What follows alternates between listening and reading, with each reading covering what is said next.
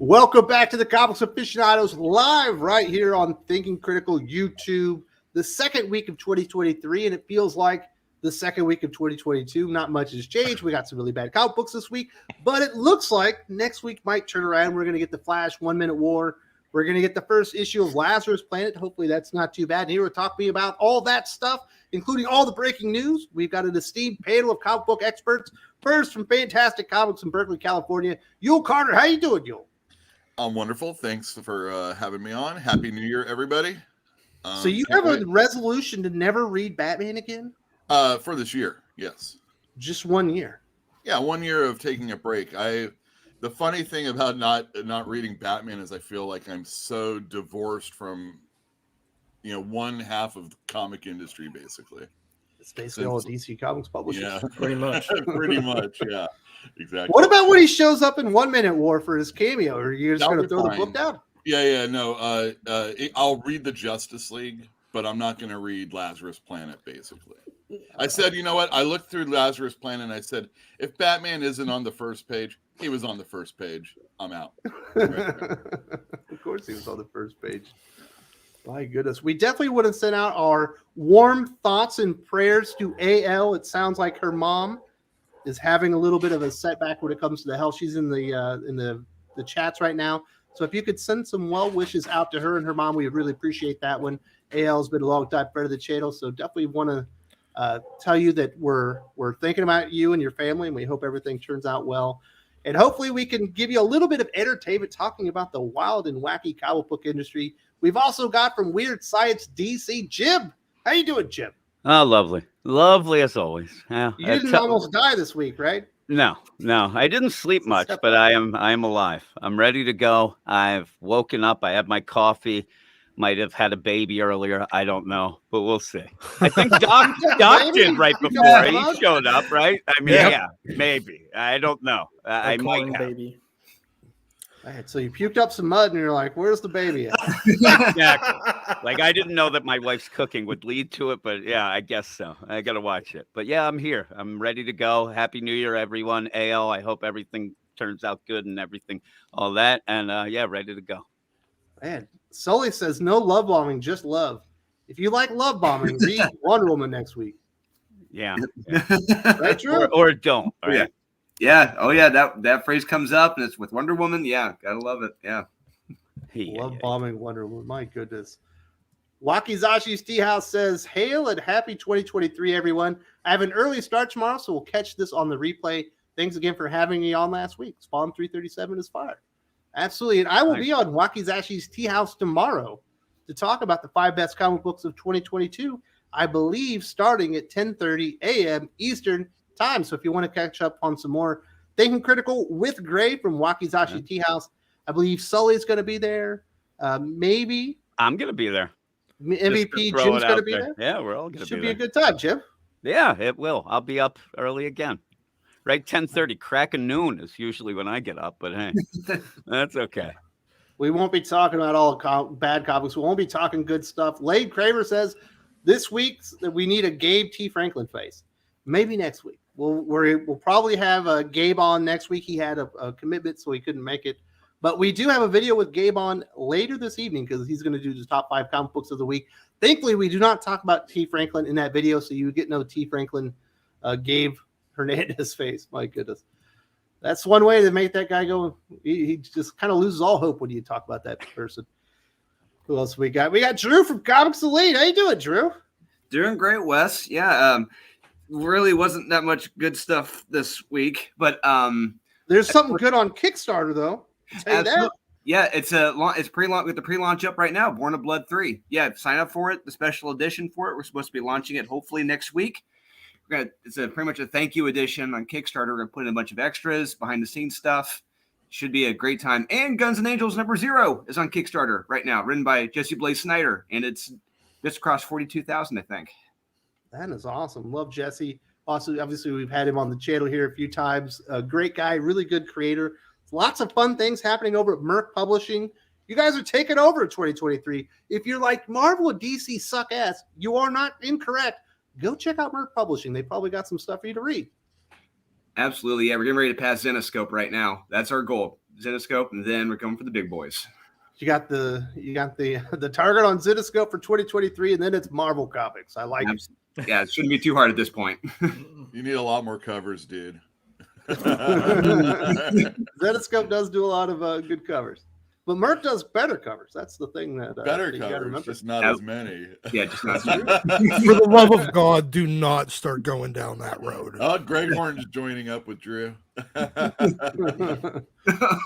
from Nerdy Girl Create says, "Morning, guys. Welcome to 2023." Absolutely, we had a good bring into the new year last week where we were talking about kind of all the good stuff happening on with comic books. Had a lot of fun with that one, and we will see you here on the channel soon. Again, Carrie, we've got Lade Kramer, Pregnant Joker story, Josh's #1 story 2023. Absolutely. That's a negative. That's a big negative. Lane. We'll get to that here in a second. We do have Josh McDonald returning. He took a little break from the channel, but he couldn't say no, and he had to come back. I did. Of course, I can't say no to things. Like, I give in to the peer pressure, and I have to come back. And I miss Wes's beautiful face, and I can watch his videos on YouTube, but it's just not enough. I do have a question. Someone told me I'm looking more and more like Daniel Bryan. I'm like, that dude's nailing Brie Bella. Like, that's not a bad thing, Wait, would that be considered love? I was gonna ask, is love bombing when you shoot penis torpedoes into your target? Love bombing is not passing the helmet. No. Oh, okay. No. Well, I don't. Okay.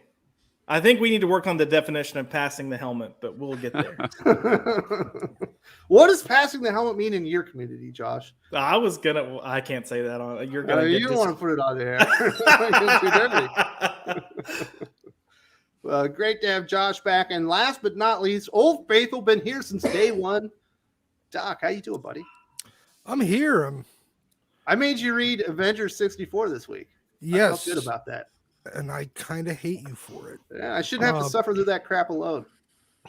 It's nice to know that I got a battle buddy that's going to take the grenades with me. Oh, absolutely. Yeah, but I don't think anyone should have to suffer through that at all. Like, it just shouldn't be made. Like, Drew had to suffer through it too.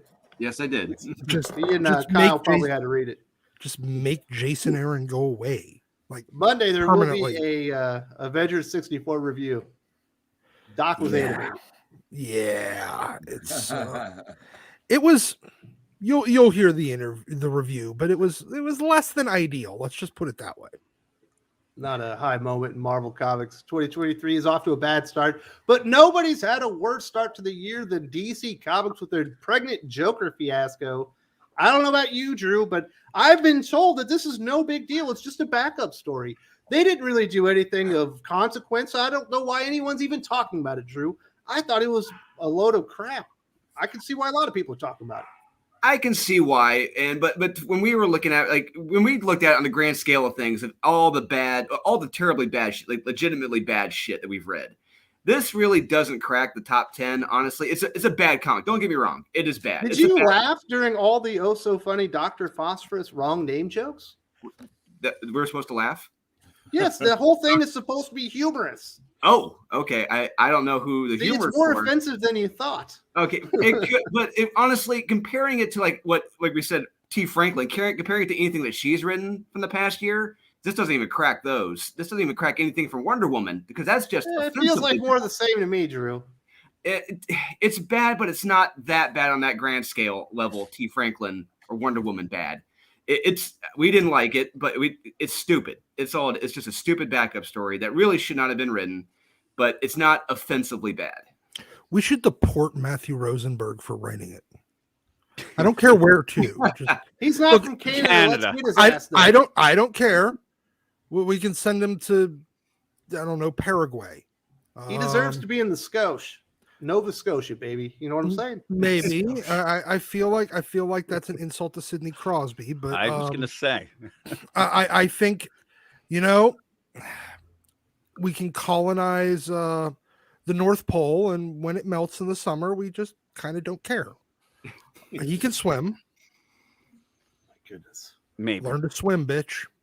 Jim, you read this damn thing. You had to suffer through it. Did you enjoy this backup story on Joker, the man who stopped laughing? No. No, and I don't know who could. I ended up arguing with the guy because I just said these backups are ridiculous and just put another dollar on the book, and then you get crap like this. And I just want to say that the idea of this story, you could go with it, whatnot, but it's no excuse. You end up, oh, it's the Joker. The Joker is no excuse to writing a shitty story. It just isn't. So I get mad at that, but The most offensive part was that it was supposed to be funny. yeah, the most offensive part as well is that the front end, I mean, who cares about the backup? The front up sucked too. I mean, that Yes. book stinks. And most of what Matthew Rosenberg has done has at least started off okay. It's all just tumbled down. And, I'm more offended at the end of Task Force Z and even DC versus Vampires than this backup. He is not very good. And this is supposed to be humor. I didn't chuckle. I chuckled at the idea of how bad it was. I was laughing at it, not with it. And it's just that bad. I do need to point out one thing. We keep hearing all these excuses of, oh, it was just an out of continuity backup Yeah. story. But remember, we're in hyper time DC. Mhm. Everything matters. Yeah, So we're guess connected. what? I think It the is in story's continuity, supposed to be you a dumb. comic that kids that are in like a cancer ward are reading or something. stupid Well, like that. then I don't should care. be. It's meta, Doc. I I mean, don't now care. there is an Earth out there that's shit baby Earth. Yes. Who needs that? The Nobody. Shit vomit baby Earth. Yeah, It that's exists great. somewhere. in We the already have that. multiverse. It's called Texas. Yeah. I'm just messing with you, Josh. Sorry, Josh, Doc. I didn't mean to ruin your momentum. My point though is there is no out of continuity in DC anymore. Everything's part of continuity. So guess what? That excuse doesn't fucking fly anymore. So when you produce shit and then excuse it as, well, it doesn't really count. Guess what? You're the ones that created the rules where everything matters. Yeah. So it Well- matters. So guess what? You're gonna eat your shit about it when it's bad. And If it's you're stupid. defending something because it's a backup story, and even if it does matter or it doesn't matter, then if you're saying it doesn't matter, then why are you putting it out? yeah, at why all? are you putting it out? You know, I that's really agree. what it is. And why And are not only you that, charging we've got people a $1 backup for it? story with Joker in Joker book. This is the time you get a Firestorm story and a Yeah. different writer, someone that needs to cut their teeth.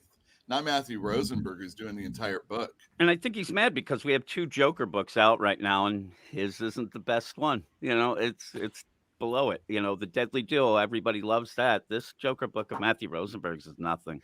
And the minute you Deadly slap an Duo extra- comes out next week. Thank God.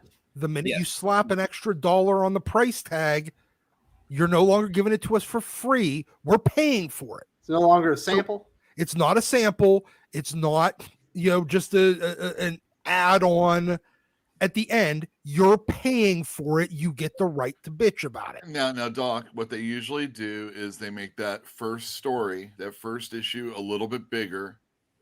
And then when they don't make the second issue as big, they've given you a backup story. So you're not paying for it, you're getting it. Okay. And you should be There's- grateful. better. to You're get still paying these. for it. It's DC still part of Comics I'm selling just that saying bullshit? that price was going to be that price, regardless if there was a backup story. Yeah. So It feel would've been gl- better I mean, be without glad it. You got that. Better than that, yeah.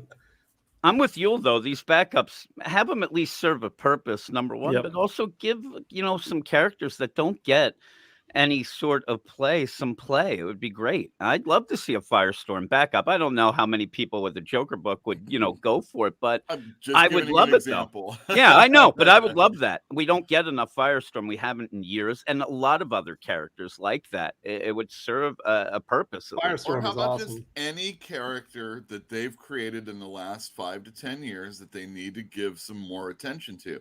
So Batman in Wonder Who Woman, Laughs. it's Yara Flor. In Joker, it's Yeah. Punchline. You don't need a Punchline comic book. Put the backup story in that instead. Yeah, know? exactly. Because the regular comic book isn't serving it so well anyway. Or even in the, you could. Everybody wants more Miracle Molly, right? I mean, they're all Sure, pining why for not? it. So Oh, let's yeah. go. Well, I mean, obviously those characters aren't so great, but even still, But you might be able to get them better. Yeah. Exactly. So, Josh, are you surprised about all the hoopla and the brushback or the pushback that DC Comics and Matthew Rosenberg are getting, it appears that Matthew Rosenberg wasn't expecting this. Although I think he wrote it just to piss people off. I was about to say, I think I think he wrote it to get people talking. So if he's going to act surprised that people are talking and not happy about it, I mean, I think he's full of shit. I just think he's trying to play the like, oh, what? Wow. So he can. I'm in the news. Oh, people. Oh, people are upset about this. Wow, they must be some torn up people inside. This is a love letter to the Silver Age of DC Comics, guys. Fuck, it is. Yeah. No, I thought it was crap, man. Like I haven't been reading the book, and then I read this issue. And look, I'll kind of back Drew on this. Like I saw it and I was like, what the fuck are they doing now? And then I read it and I was like, okay, it still sucks. And then I was complaining about how much I disliked it. And I'll just say one of the new people on Batman News was like, oh, you just don't understand satire. And I was like, I understand satire completely. Like I just watched White Lotus and I loved it. All right. That is satire. So I grew up with what's the Top Gun satire?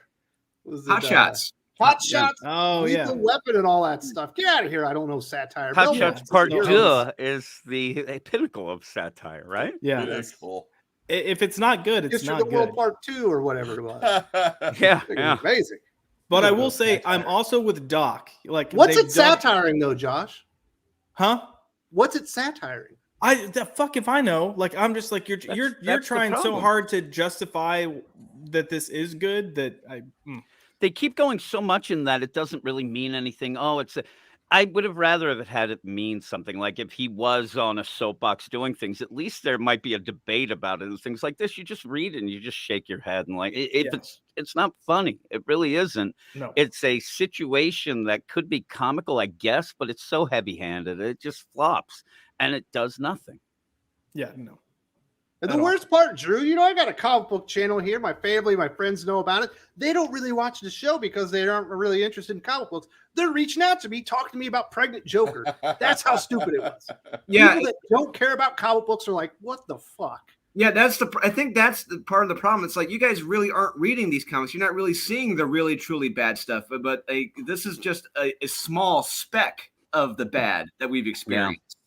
I mean, honestly, like I said, I will take anything that T. Franklin wrote. I'll take all the X books. I'll take Wonder Woman. All that stuff trumps this. But this is just a bad comic. Not even a full comic. It's a bad backup story. And like you said, it doesn't work on a humor level because, look, humor is very easy. You either laugh or you don't. And I'm not laughing. I didn't laugh. I didn't know I was supposed to laugh. And it failed. Yeah. It's subjective. I mean, humor is, but a lot of people, you can tell when they're arguing back at you, they didn't think it was funny. They're just there to argue. And again, like Drew said, it's like instead of on the shoulders of giants, this stupid story is on the shoulders of idiots. All the stuff that led up to it is why people are reacting this way. It's not just this backup. Yeah, it's just the context. here we go again. Oh my God, can't they have an original idea? This is stupid. This is triggering people. It's just, you can see it down the line. It really does. So people who haven't read comics, they come in for just this and don't realize the anger that some DC fans already have going into that. That's the thing. 2023 is supposed to be a rebuilding year for DC Comics. Not just the comic books, like the entire DC universe and movies, television, animation, all that kind of stuff. This is the rebuilding year where they put things back together correctly, and you start out with this. It's like, oh God. Well, I mean, it was already written, it was already drawn, so you might as well put it out. You can scrap bad stuff. That's why that stupid Jon Stewart book came out last week. Well, we already paid for it. That thing oh was my God, awesome. it was like it felt that. I mean, I didn't read it, but it felt like how Marvel does. You remember Iceman when it got canceled abruptly? And then they did a 5-issue mini-series. And those 5 issues were just the other issues that followed the series that ended. This is kind of the same way with that Jon Stewart, I would assume. And yeah, I guess everybody wanted to know what was going to happen at the end of that series. So they needed to really, put it because out. DC Comics had already forgotten about everything that happened and reverted back to the other Green Lantern. I don't understand any of what they're doing as far as putting out the different Nubia books, one-shots. It all felt like it was like, this is the series it was supposed to be. and then they just cut it up and put it out whenever. Yeah, if this is their rebuilding or their best foot forward, excuse me, I think it is definitely. This is what they had. It's just like Batman. Batman's not gonna start until it starts over, right? I mean, that's been some speculation I've heard out there in the past that, you know, Batman might get a relaunch. So until that happens, or until the Justice League comes back, or Jeff Johns is finally fully out of the company, it probably won't happen. Not really. So Sorry. you guys at Batman News were arguing about this too, Josh, huh? There's some newer people that I think their approach was people's distaste for it obviously meant they were transphobic. But it's no, supposed to be a trans allegory. That's not what I took from the story. I didn't either. But you know what? Look, people are gonna people. All right, leftists are gonna left. That's all I'm gonna say. Hey, men can have babies too now. Yeah. But they don't puke them out. Well, Or do they? He vomits the baby. Joker is equal to the Batman, so I didn't read this either. I did page through it. See, this is the new Rebirth, is what they're going with. We'll just go with that from here on out. All right? It's the real rebirth, yeah. It's the afterbirth. Now I was gonna say the afterbirth. Stillborn. There we go. DC Shitbirth. stillborn. Yeah. Stillborn. Yeah, probably stillborn is.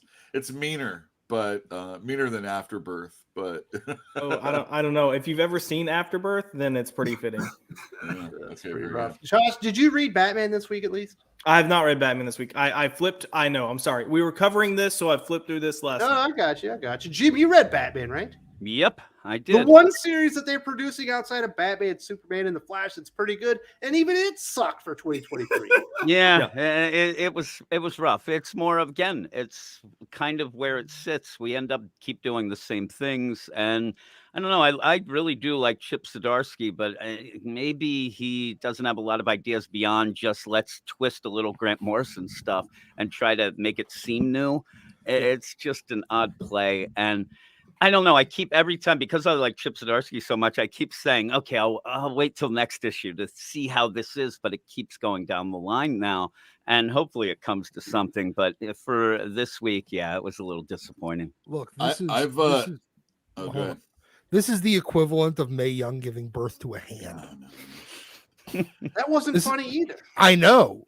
It wasn't funny whenever Making me laugh now, though. when Vince did it back in the 90s. It's Remember, not like 5 funny. years later, when there was an enormous guy in a hand thing, and he was supposed to be the baby. I vaguely remember Remember that, right, Yule?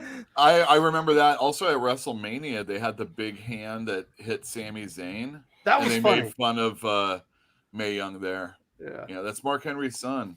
Yeah.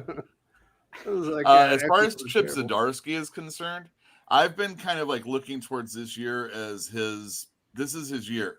Like, this is the, you know, when you have that quarterback and he's finally getting the starting job and you're going to be like, all right, we're going to see if this guy can do it now. This is he's out there. He can't hide now. I mean, you're doing Daredevil and now you're doing, you know, the Batman. Well, you had the if you best can't Marvel pull it- event of 2022. That's You had good, a but hot story finishing up for DC until that 1:30. Like, it Yeah. felt like something good was happening. well, we'll see. I mean, if we don't say Chip Zdarsky is the #1 writer of comics after this year, then he didn't do a good enough job, I think. Oh yeah. I mean, I feel like his best writing period was when he was doing Spider-Man Life Story. But I Yeah, thought that Spectacular Daredevil was Spider-Man hitting a really little bit good better, then. but, yeah. yep.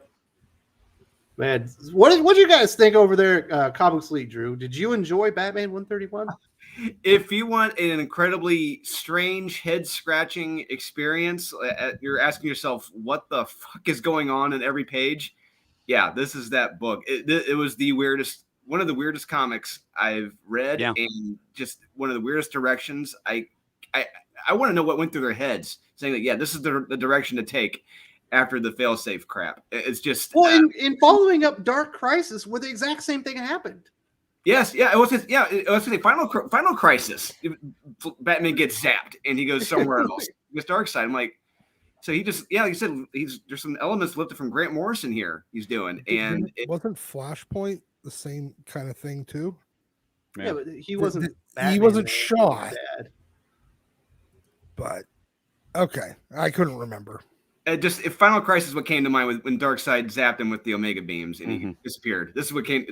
Well, it's like everything that they do nowadays. You end up on a world that's different than ours with characters you recognize that are a little slightly different. It's like, wow, Harvey Dent is freaking Judge Dredd now. Yeah, Shane called him Punisher. Shane said, I'm sorry, Sean. Sean said, like, this is the Punisher, and this is what he looks just like. And nothing looked really original about this damn world. There's nothing fun about it. Yeah, it was like a. I wasn't expecting that. Let's just put it that way. No one was. If anyone expected that, I want to know who they were because I don't think anyone saw this issue coming.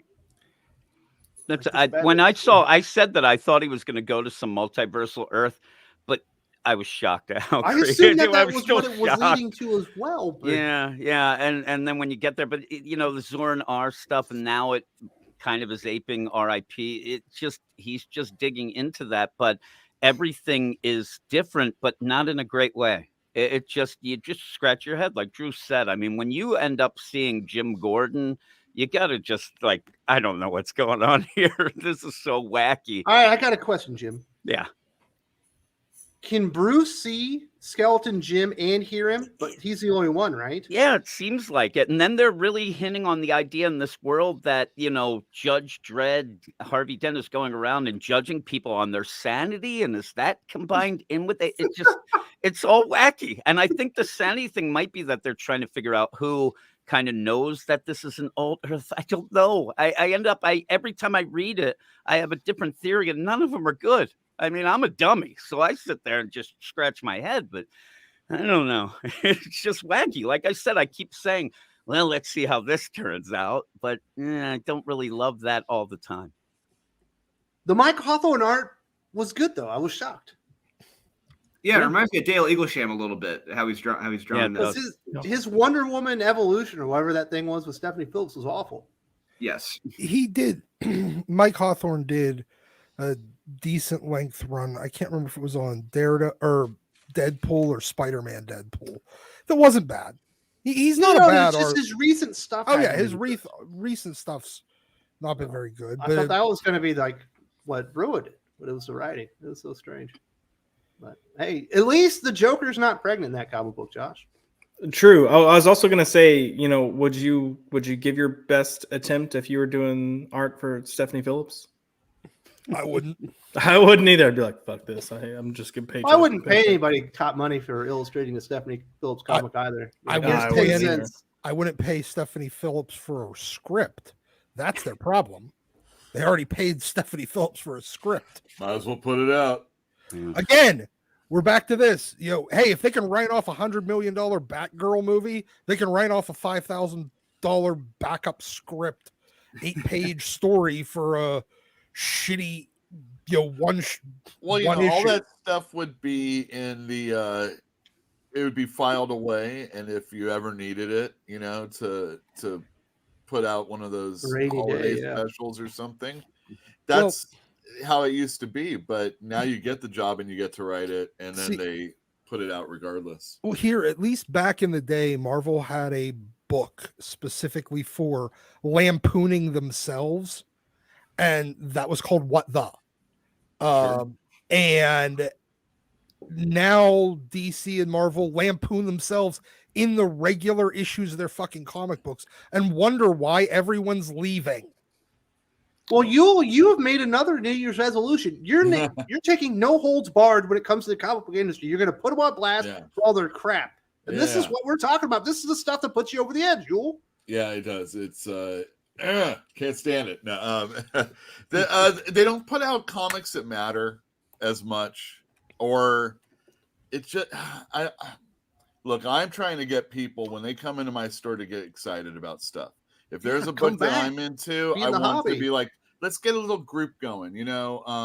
Let's get this little flash group going because we're not really satisfied with all the other DC books or the other Marvel books, and maybe you are enjoying this one, and I'm like, let's get it together and let's have a fun time with this because you can buy comics, you can buy covers, you can buy all the things, the accoutrements that go with it, original art, but let's be real. We like reading the stories, and if you don't get into it, if you don't have a conversation with other people about it, then it's just kind of like something that sits in your mind. And if you're lucky, it sits in your mind. Most of it is just, like Joker shitting out a kid or something, from what I understand. Absolutely. Well, he didn't shit out the kid; he puked it out. Oh, puked it out. I'm so sorry. It's just so stupid. Oh, I'm That's it. sorry. Mount Rosenberg shitting out a story. The Joker Well, yeah, puking up a kid. Okay, gotcha. We do have whoever some was- super chats. Let's hear from this. Dan Shota 24 says, "Hi, Padel. This is sick with the Joker. We got to get them out of here." I don't know about sick. I mean, It's sick it and is tired of reading laughable, bad comics, man. If this was an anomaly, it'd be one thing. It's far too par for the course. I heard people going off about it, and this is the culture war and all this other stuff. And I like to joke around about the culture war and everything, but I don't think it's really it's really about dudes having kids. Do you? I don't think that's. It's. Just I mean, it was bad. supposed to be funny, right? I mean, Yes, it was. Yeah. it's just, that's it. It was supposed to be funny. It's not. Yeah. That's the sin. It's not funny. Yes, and that's why we deport Matthew Rosenberg to literally anywhere. Well, I've never really enjoyed his stuff, and I don't know. He's just kind of like he's a gunplay writer. He's got about And when you don't have guns, then what are you going to do? He's got You're gonna about shoot out kids. about 8 total issues of comics that he's written that I've read that were competent. Right. Nothing more, nothing less, just competent. Everything else, the other like 50 books that I've read by him are trash. He's funny on Twitter. I've actually laughed at things he said on Twitter. He's more interesting on social media. Steve Hotko says, "Morning, Panel. How does a pitch like this make it? If any of you are the editor, does Rosenberg get fired on the spot for thinking that's funny?" No, if I was an editor, I wouldn't fire him for that. I would try to help him make it good. Yeah. Yes, that's what editors are supposed I to never do. fired anybody when I was in the military if they were bad at their job. I did everything in my power to make them good at their job. It's And- the what I was problem is paid to these do. editors aren't good enough to do that, so Yeah. you're stuck. Well, they don't And- have power usually. And not only that, but if he turns that in and I can't find a way to finesse that into a halfway decent story, I just say, no, we're skipping this. That's it. You just reject that story. What's your other That's it. idea? Yeah, Moving but on. I think the problem though is we need to keep in mind that's what editors are supposed to be doing, but editors have been whittled down to just being like teachers to make sure you get Spell your assignment checkers. in on time. That's about it. Like They're not Oh, even they don't get glorified the spell spelling checkers. they don't get the spelling or the grammar right. I was Danger Street of next week. It's like the first page. It's like, what? Yeah, how does that stuff slip through? This is the one guy you're supposed to pay attention to his writing. what's bad is they Yeah. have editors. They have editors specifically for that. That's not even your regular editor. Copy They editor. have a Yeah. Yeah. Daniel Beatty says, "Good morning, all. Which Joker's pregnant, Josh? Is it the clown, the comedian, or the sis?" Who I say it's fucking time for a cares? DC reboot. Wait, sis. That's not spelled right. It's hey, what's up, sis? Hey, sis. Oh, gotcha. It looked like the comedian to me. Yeah. Look, I would say don't put too much weight into it. And I know we brought up the social conversations going on around this. It's the people that didn't read the comic that are seeing people upset about a pregnant Joker and just automatically assuming, oh, you're transphobic. That's what it is. It doesn't matter. Like I think the biggest point is it sucked. It wasn't good. Move on. It wasn't funny. And it wasn't deep enough to start getting these ideas of what it is and isn't. It's just there. It's like 8 pages, yeah. Yeah. My Robert's- biggest concern is just that it's going to end up being like, oh, well, we've done Pregnant Joker before. Let's do it again. That Let's is keep doing legit. this. Yep, that is my concern. Common Sense says, compare Joker with Quasar, who got pregnant by her Kinsmek. The difference is that Quasar is not gross out humor. What happened to their child, Starhawk? I can compare him. Nobody read it. I'm joking. I make fun of Quasar anytime I get a chance. Well, to. Joker is an important character. DC Comics are having problems selling characters right now. They can sell Batman, and that's about it. Joker's one of the characters that you can put on a solo book that you would expect to get some decent sales, even with Matthew Rosenberg on the book. And stuff like this is what's going to turn people off from that too.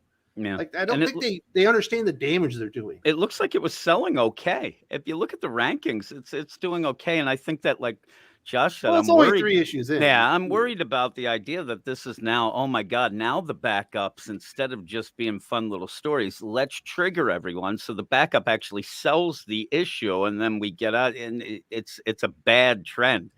Yeah. It's bad. I thought at the end you have the baby come out and it looks like Gaggy, and then we all laugh like, "Oh my God, what happened?" And even that would have been funny, right? Yep. Yeah. Sally Akibe says Batman 131 was weird, but I believe it'll improve. I also believe it will improve because I have read long runs from Chip Zdarsky in the past that were very good. This just felt like exceptionally underwhelming. I was like, what is we That's told this story about 50 times the last 2 years. Yep. That's I a think- classy avatar there. Yeah. I think the problem is. with the Batman is that's one of the books Awesome. that we count on being good. And then when Yes. it's not, it really makes the whole week off then. Yeah. Yes. Carrie from Nerdy Girl Creates says, I think we're too quick to point the writers. I blame editorial leadership. Absolutely. Yeah. Look, it's everyone. Like Yeah, the writer I came mean- up with it, the editor approved it. Like they're all at fault here. I mean, we don't know how it really works as far as like, who's doing what or what, so I would say leadership. I mean, it stems from leadership. Well, Whoever's, running this ship is running it aground. here's where it goes. It's the group editor of the Batman titles failed by hiring somebody that was incompetent enough to actually edit this book, who failed by not rejecting the script, and Or also we're reworking it. yeah Yeah. reject, and then it also fails to the artist and the inker for saying, what the fuck are you making me draw? No, this is stupid. Jesus Christ. Call the editor. This is the dumbest shit I've ever heard. And none of them did that. They just all said, fuck it, whatever. It was just fuck it, ship it. DC would have been better off paying Frank Avila to finish that Archie, the Afterlife with Archie. That would have been better for me. That would have been Gedda cool. says, good morning, fellas. Hope all is well. Working today, getting the bills paid. Doc, you were missed last week. Happy New Year, sir. I agree. 8-man beats Vampire Hunter D. Well, it's good to see Kenneth out. It sucks that you're at work, but I hope you're, bringing home the cheddar. Doing well, sir. Hope everything's good in Florida. What do you got to say to him, Doc? He missed you. I was going to say, make bank, dude. Make bank. Doc dropped us so he could throw a kegger at his house. Yes, actually. Yes. Did you get a full keg or a half keg, like a pony keg? What'd you get? There was only about 12 people here, so we just got a fucking party ball. Man, I could do a party ball by myself back in the day. Same with me back in the day. I'm old man now. I'm old, yeah. Yeah, I'm drink out a of the case. game. Drink a case of beer, sitting at a table, going, "Oh shit, I'm out of beer. I'm still sober. This sucks." Time to drive. Yeah, now it's time to go Shit. home. Maya Kawakami says, or sent a super sticker. Thank you so much for supporting the channel. I guess she's new to the channel, and we're glad that you're here from Japan. And I hope you feel welcome and are ready for some good geek discussion. Having a great time here on the channel. Good to see you. Common Sense says, Jim in clobbering time. Colin, do you want Vance Astrovich to team up with the Thing because Outlawed been dirty Vance too long, and Vance and Ben had history? That was for you, Jim. Yes, I don't know. I'm trying to read this. I have no idea. I'm passing this off to Doc. What do you think, Doc? Is this a manga question? No, I don't. Oh, think He's Vance- talking about the Thing. yeah, Oh, it's a thing. you know what? I did not Vance read any. Astrovich. I did not read any of that clobbering time. Yeah, I didn't know. Was that the one where he had like the weird The kid? family and the kid? That Yeah. was a bad comic book story. Yeah, he went on that dating app. Yeah. Oh, That thing was actually, awful. now I read get the it. last Oh, that was issue. bad. That was awful. So I bad. didn't hate the series, but I didn't Oh. finish it either. Yeah. I did not read any. I just remember seeing. I think Wes. I think you made me review Yes, I one did. issue. Yeah, where They went to like an observatory that had a Yeah. telescope. and the girlfriend and her kid are like probably evil aliens or some shit like that. Yes. Yeah. Yeah, Plotting a raven I or never something. read anything else in that comic, so I didn't even know Vance Astro was in it. Yeah, that was a rough comic. I know that a lot of people did like it, some old school people, but it was tough to get through. I did not enjoy that one myself. Maya Kawakabe with another super sticker. Thank you so much for supporting the channel. Awesome. Eric O'Sullivan, the Sultan of Soup himself, says, I'm going to take a contrary stance on Joker's pregnancy. It's magic.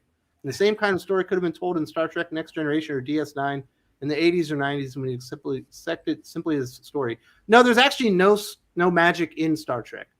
It's all supposed to be based on science. There were a few times when they would take the easy way out, but it's not magic. He drank mud from Clayface, and then he had Clayface's baby. I think you just had Clayface. But I don't think you've been reading Star Trek Next Generation or watching it. You know what I'm saying, Jim? Yeah. You know, they made that Arnold Schwarzenegger movie, which wasn't funny. Mr. Mom. Not a tumor. Junior. Yeah. I've been thinking about that like ever since this started up, and I'm like, you know, everybody loves Arnold Schwarzenegger, right? But that was a miss and a half. But he's saying that they would have done a Star Trek show where Picard drinks mud, becomes pregnant. It wouldn't have been a joke. On goes Star into Trek. It would have been good. Yeah, it would have been. Well, it might not have been good either. Well, but you know, it would have been better. It would have. They would have like played it like a science fiction. Next Generation's like the best written Star Trek show ever. Anytime the holodeck and Q isn't involved, I agree. Can you imagine being the guy that had to clean the holodeck? Oh yeah, the walls. You know what I'm saying? Everybody's in there just like at brothels and stuff. Oh yeah, totally. You know what they do on that thing? It looked like a goddamn Jackson Pollock painting. Picard left his Sherlock Holmes hat in here again. Great. Yeah, yeah. What am I going to do with it? You know what I mean? Yeah, it's all take covered. advantage of that. I don't know, Eric. I appreciate you take the contrarian opinion, but I don't think that would have made it to Star Trek. Just my opinion. Maybe Twilight Zone. Common sense. Stunts like Pregnant Joker does not help comic books. It harms them as good as them. Any good writer such as Jeremy Adams suffers for this. They don't deserve to suffer. It's the collateral damage. That's the worst part, Jim. Everyone's reputation gets hurt being associated or even around it. Yeah. I mean, that's the thing. Even Yule started reading Flash and really loves it. And it's getting harder and harder to push good DC books when you end up having the only thing that hits the news or whatever is nonsense. It really is. And there's a lot of books to like. It's just they're getting fewer and fewer, and it's getting tougher and tougher to get people to even end up doing it. That's the thing. I don't even know if it was a stunt. I think that he just threw this out there, thought it was funny, and it's like his own little lightning in a bottle. But when they say that this is, it's Silver Age, if this would have come out in the Silver Age, nobody would have paid it. It would have been forgotten and just nonsense. People because are it's still not laughing a good about story. Superman like potentially nailing his cousin. It's not like people think of that stuff fondly. Yeah. You know, it's good in spite of that. I'm betting Warner Brothers Discovery Standards and Practices came in and were like, no, he can't shit the baby out. He can't do that. He can vomit it, sure. He's not allowed to poop it out. Yeah, that's where they made the stand. Standards and practices. No pooping the babies. Yes. Sally Akibe says, thanks for the classic comment on Batman 131. Chip Zdarsky did write Tim Drake better than the Tim Drake book. This is how he should have been written if Rebirth continued. That is one thing that has been great about Zdarsky's run there, Josh, is Tim Drake is kind of himself. Yeah, Tim Drake actually feels like a character instead of a caricature of what newly realized gay people are. I mean, that's one of the things is you know, dude, he was a Robin. I mean, like really he's actually doing things and supporting Batman, which is what he's supposed to be there to do. And you know, we were talking earlier about, you know, Carrie was like, oh, I don't know if I blame the writer. The editors. Look, the editors might be at fault, but every now and then you get lucky and you have a competent writer like Chip Zdarsky. And even if the editors are telling you to write shit, you can make something out of it. Chip Zdarsky's able to do that. He's competent enough that he can do that. So yes, we have a takeaway. Tim Drake is good. It makes me happy to see a good Tim Drake. I hope we get more because his solo title sucks. It's bad. Common Sense says, you think comic writers got their ideas from Family Guy? Joker threw up a baby, Stewie threw up Brian.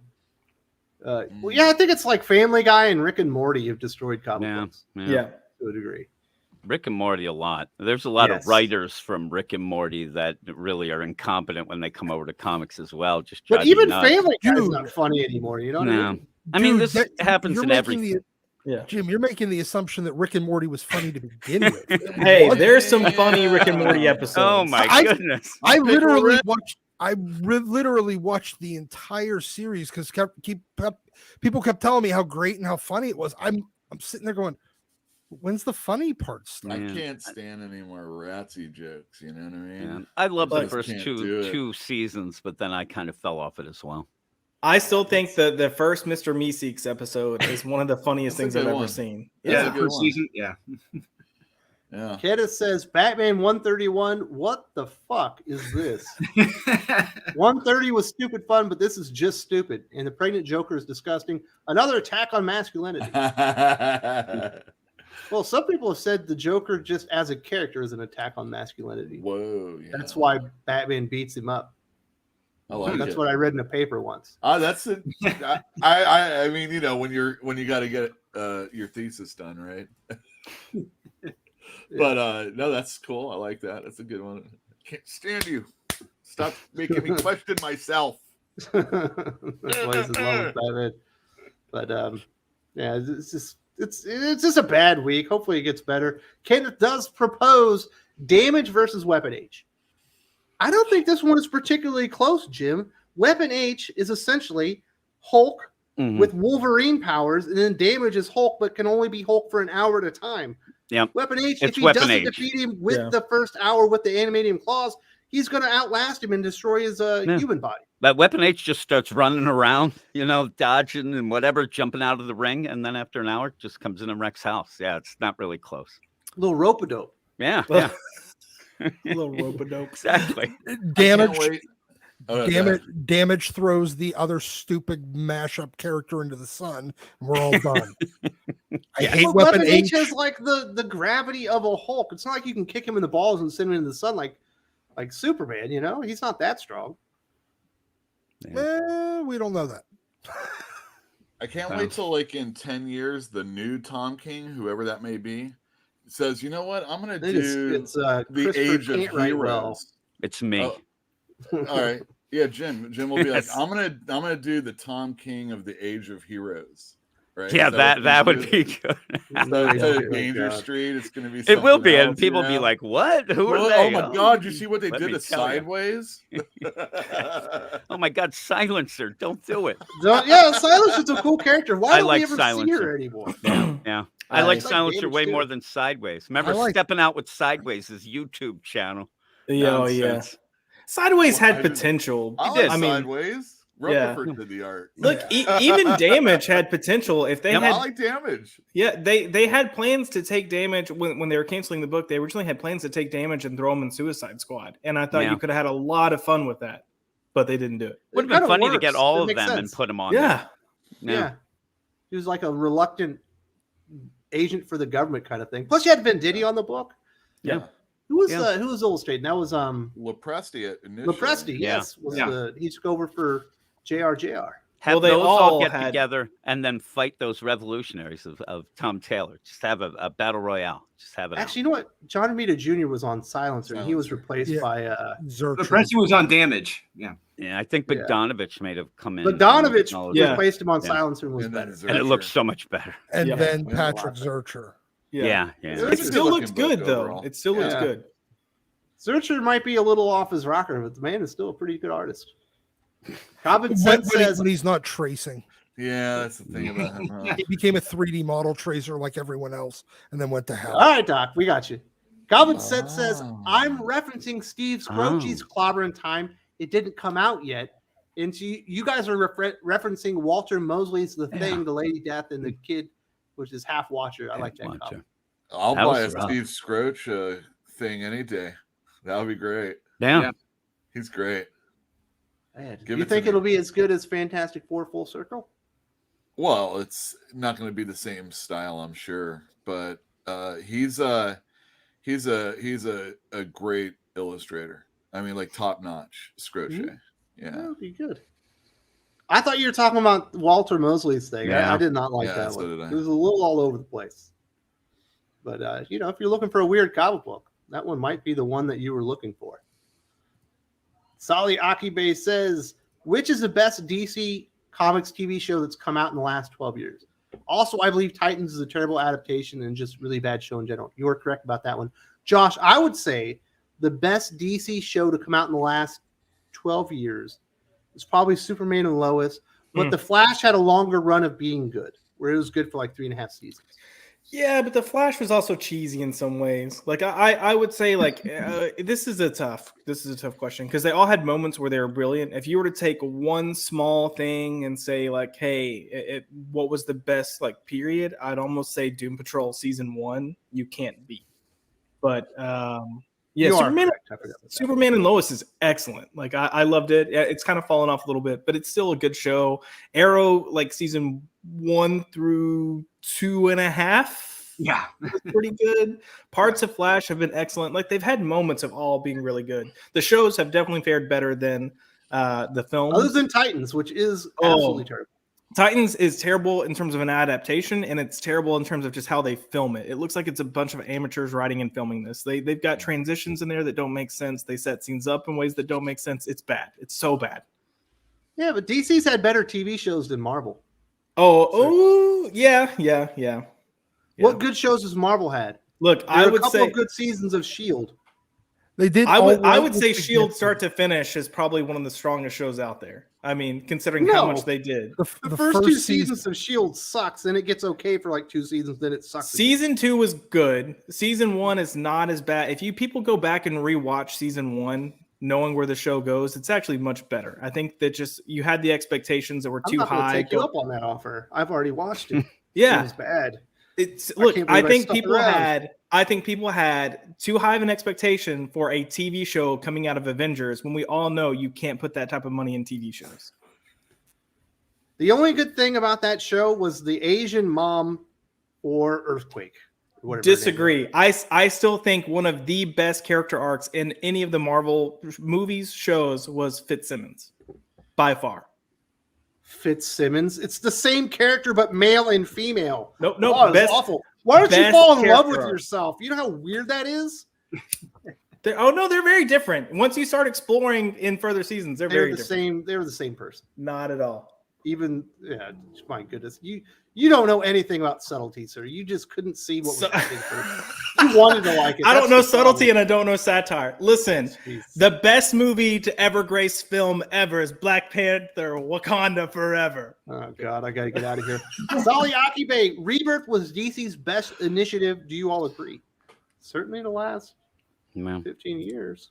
Well, it's better than New 52, but it didn't right all the wrongs of New 52, and it's better than now, so I mean, I'd rather have the old 52. That's the way it's supposed to be. That's what I call it. What derailed Rebirth too was Doomsday Clock because it kept getting delayed, and the way they metal. Scott Snyder, Jeff Johns. Well, that was a reaction because of Doomsday being delayed. They ended up grabbing Snyder to do that metal at that point. Yeah, because they had planned. They actually had a plan that like extended beyond that, but everything just got washed out and canceled because Doomsday Clock didn't happen when it was supposed to. Well, I would suggest in the future, don't assume that Gary Frank is going to do a monthly book ever again. Oh, 100%. So give him some time. Give him leadway. Do like when you did. Well, they had a year leeway before the series began. Oh, yeah, sure. And remember, all the books were supposed to lead up to that future, and then that was just ditched. And then, and I even saw some people in the comments, it's true, Heroes in Crisis was like the nail on the coffin because they were just meandering about. They were trying to throw some things out there, and that's the problem. It was all just scattershotted in.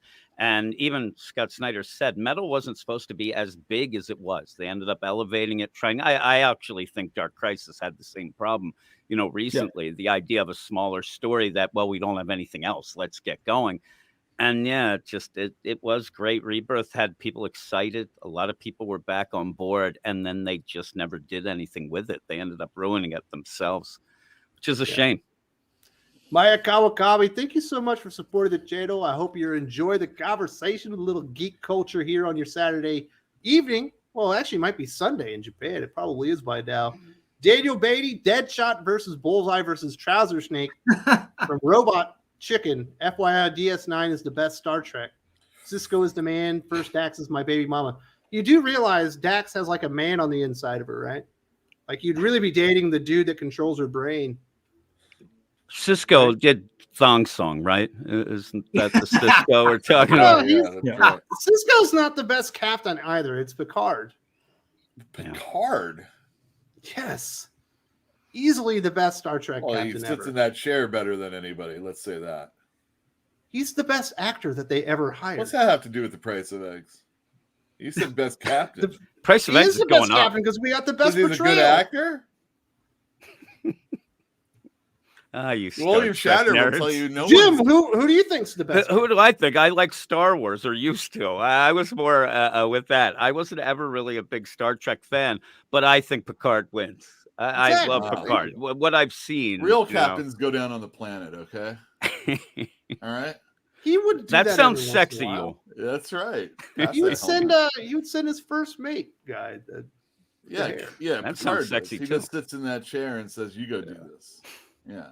Well, there you go. I mean, Jeannie Dax Francis's is a husband. very attractive woman that's controlled by a man.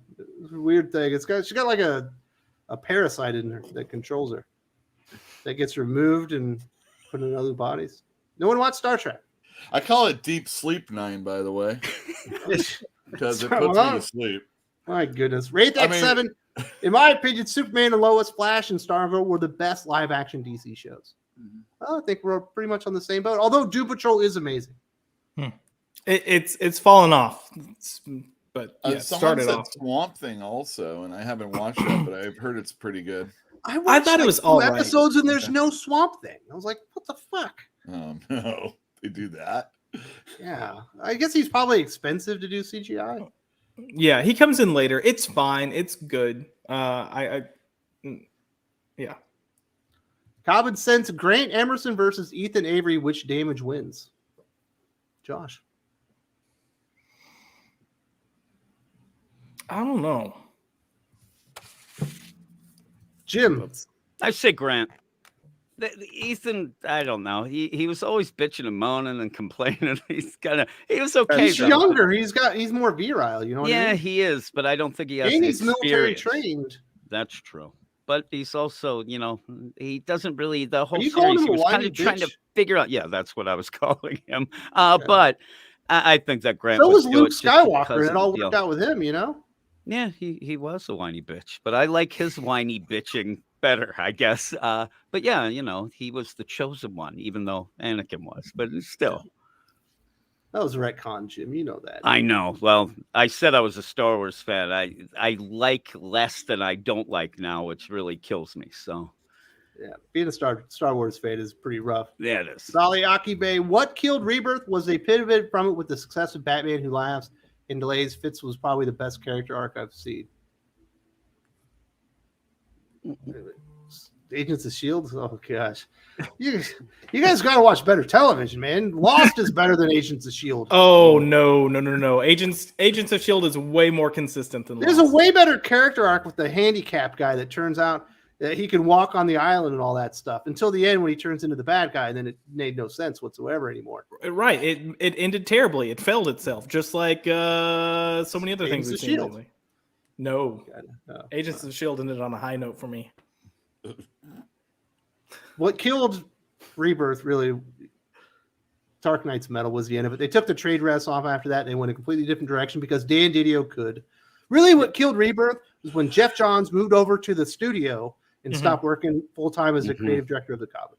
Really. Yep. Then Dan Didio got his dirty little hands and destroyed everything. So Blade finally, Kramer. Jeff is gone. Villain battle: Nightmare versus Necron. Doc, I think it's Nightmare. Oh, Has Nightmare ever won a battle? yeah. He can't lose because he can't physically hurt him, Well, sure. so he But, hasn't lost either. Still, has he ever won? But could he win? Yeah, that's the problem. I got to go with Nightmare as well. can't really give a good reason other than you can't really hurt him. Exactly. Jim, who are you going with? It's tough. Like you said, Nightmare can't lose, but can he win? It's a different deal there. Oh my goodness. That's Necron. He's pissed. Somebody send the fucking SWAT team. Exactly. But yeah, I think I don't know. That is a tough one. It really is. Is Wes getting swatted? I think he might.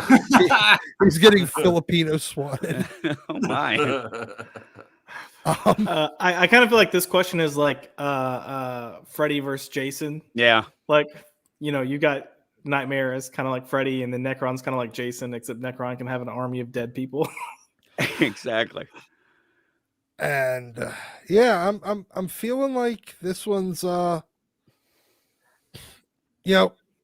wins, depending on who's doing it, we probably all lose.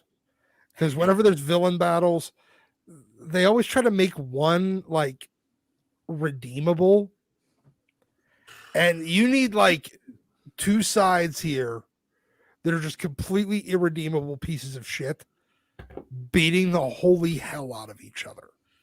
Yeah, if they don't start working together actually in that crossover, then I'd be surprised. Yeah. Nightmare and Necron team up to lose against whoever the heroes are. Dr. Fate and Doctor Strange, right? Something like that. Doctor Strange Fate. Doctor We'll Strange. get some amalgam shut. Yeah. Yeah. I like the look of Strange Fate, but it's crazy. I love Seamus's comment. Wes had some bad takes today, but not worth being swatted. Calm down. The take police have shown up. Now I see some people in the comments talking about Rebirth and that idea that like Bendis ruined Rebirth, but I think it was down by then. That was just that was a continuation of it already on the down deal. Yeah. It was just like multiple like stabs that came through, all relatively close to one another. When they were doing Bendis is Coming, did anybody think that was a good thing? I mean, really? The thing is, I look back at that point. The people who didn't know Bendis at DC thought it was this huge win. And yet when that happened, you ended up seeing the Marvel fans saying, good riddance, come over there. Like, we don't need it here. And then we all got it in the face is what we got. It was, look, my mind was in the gutter. And yes, Yul was like, did anyone think Bendis is Coming is a good idea? And then Jim carried it on for us. Yeah. So there you go. Apparently, there's a party down at the end of the street here. They're shooting off fireworks for no reason. Nice. Well, get that camera out there, man. Candace says, I'm going to Hanna-Barbera Birdman versus Space Ghost. Space Ghost. Same. I like Space Ghost. There you go. He's got Spectre laser versus blasters Phoenix on Force, his Doc. Oh, Spectre. It's got to be Spectre. Yeah. The hand Spectre has undefined amounts of power. Yeah. So does the Phoenix. The Phoenix is limited by the host, Doc. No, it doesn't need to have a host. That's the thing. The Phoenix can operate on its own. You wouldn't think that reading the Marvel comics. Because everybody that's touched the Phoenix in the last 15 years is a fucking retard. It doesn't know what they're doing. I'm still going with the Spectre. Every single person. Every single one that has touched the Phoenix in the last 15 years is a retard that doesn't. All right, that's not the question, Who Doc. are all those people? Who's winning, Spectre or Dark Phoenix or Phoenix Force? I got to go with the Phoenix Force. Yeah, it's just the zombie there. That one. The Marvel zombie. Calvin says, Jim, if you don't like modern Star Wars, the best alternative is Eden Zero. Reject Star Wars, embrace Eden Zero, but sad news, Eden Zero is ending soon. No, I was going to say, I could go and do that. I need something because, Star Wars was my big thing and just threw me off. Obviously, Last Jedi, that sort of, deal. That's what threw me. And since then, nothing really. And I hear that Andor is pretty good, but I haven't even watched that because I've been burned out by just bad stuff. Yeah. I would like to maybe someday check it out. But Eden Zero, I know that character dies. I know where he goes. Yeah, really. So, Sully, Does Batman's age still respect the New 52? Superman got corrected with New 52. Clark died and replaced with the older and current Clark, or Metal, or Crisis. They're going with the idea that this is a broken down older Batman in these stories that he, oh my God, I'm so old. I'm too old for this shit. And they haven't really pushed it as much, the last couple months, but that's what they were doing at one point. Zdarsky was doing it as well. And so who knows? Who knows? Yeah, Ram V was pushing it in the detective. Yeah, that's where you were getting it more. You're right, Drew. Yeah, and but then that kind of faded away. It's like the idea of losing the money until it didn't matter, and you just keep going. Yeah. Sally Akibe says Bendis and Dan Didio killed DC, especially Nightwing. Do y'all agree that making Nightwing the focus is a good move for DC? I feel it's 10 years overdue. I don't know that Dick Grayson will ever be like a seller like Batman or Superman should be, but he should be up there with their like top 5 or 6 main characters, in my opinion. Yeah, the problem is every time they give him a push, they then revert him right back to like the sidekick that needs Batman, or the former sidekick that needs Batman. Like that's his problem. I think the best push you had for him was coming out of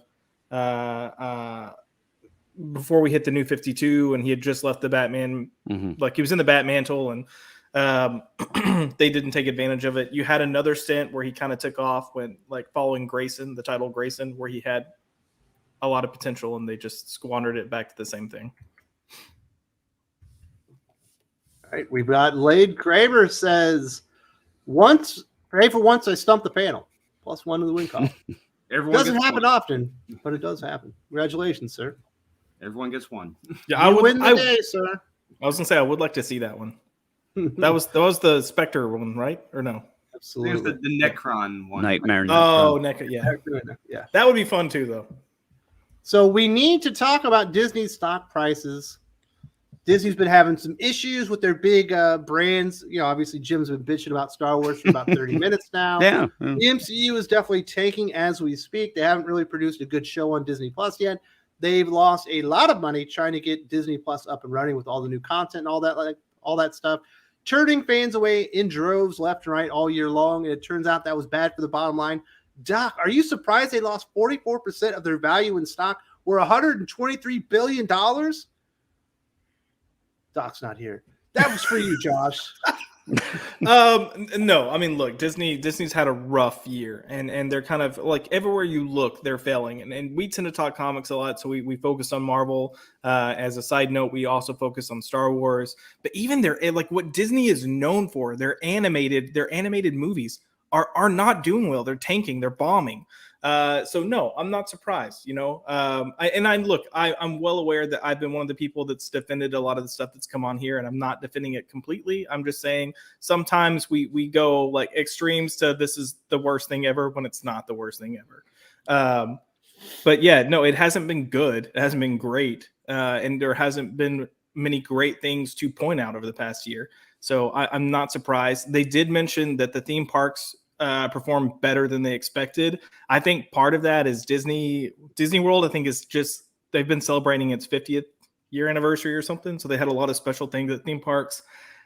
I think that's the only reason that's up. And then post COVID, people wanting to get out and do stuff and actually being able to do stuff. And also they kind of like do like or I don't know who takes the cake when it comes to this, but Marvel or even DC, the comic books, they're raising their prices. They're having more variant covers. Yeah. And then you go to Disneyland and you are going to stay. If you're going on a family vacation, you better have at least $1,000 at least. Oh, easy. I wanted $3,000 really. Look, I went in into July, beginning of August for a friend's wedding, and I spent around $2,000 to be there for a week. Yeah. So it blew my mind because I used to live in Southern California, and we used to get into Disneyland with a California ID for like $25. Yep. $20 I think, and that was like the promotion all the time. Like you just go, you knew it was like In and Out. About the special menu, so you go. But the last time I went to Disneyland, it was like $100 to get a ticket, and it blew my mind. I had no idea because it had been so long. And if that was, and this was 2007 maybe, I think it was the last time. I mean, I can only imagine what I heard about the Star Wars lands and the other places, and it's just really super expensive. And wow, Disneyland. Yeah. No wonder they turned a profit if they did. Oh, of course. Yeah. They got to the point where they had so many people, they had to start charging more money. Actually, at one point, my youngest son asked when we were going to go to Disney, and I said, "When you get rid of your 4 brothers," because there was no way. There was no way we were going. Too many kids. Well, and the bad thing too is like you would kind of hope that over time, competition, aka Universal Studios, would bring some type of fight to force Disney to lower the prices, but they're not. Universal's cranking there. It was as expensive for me to go to Universal Studios as it was for me to go to Disney. Well, if you're not spending money there, you'll just spend the same amount somewhere else, right? Yeah. I mean, and to be fair, I did the fast pass for Universal, and that's what caused it to the price to increase. But it was worth. I mean, if you wanted to do anything Harry Potter, you're gonna have wanted that fast pass, especially if you're with a group. If not, if you're solo, go single rider line. But yeah. But yeah, I mean, I no one's jumping in, so I'm just gonna keep going. Disney has kind of just, they've gone so political, they've gone so heavy into telling these, I guess we'll say, lifestyle stories, and they're making that the focus instead of it having be an element of their stories. And that's a problem. Anytime we see something that should be the B or C plot take the main stage, it never does well. And if it does, quote unquote, well, it's in a slice of life indie something that they barely spend any money making, and they know they're not going to get much returns on it anyways. JK says some days are $200 a day to get Yeah. to the parks. Yeah, you can't pay me to go to a Disney park. Holy cow. Disneyland, to be around that many people, I do not think I should be spending that kind of money. Yeah.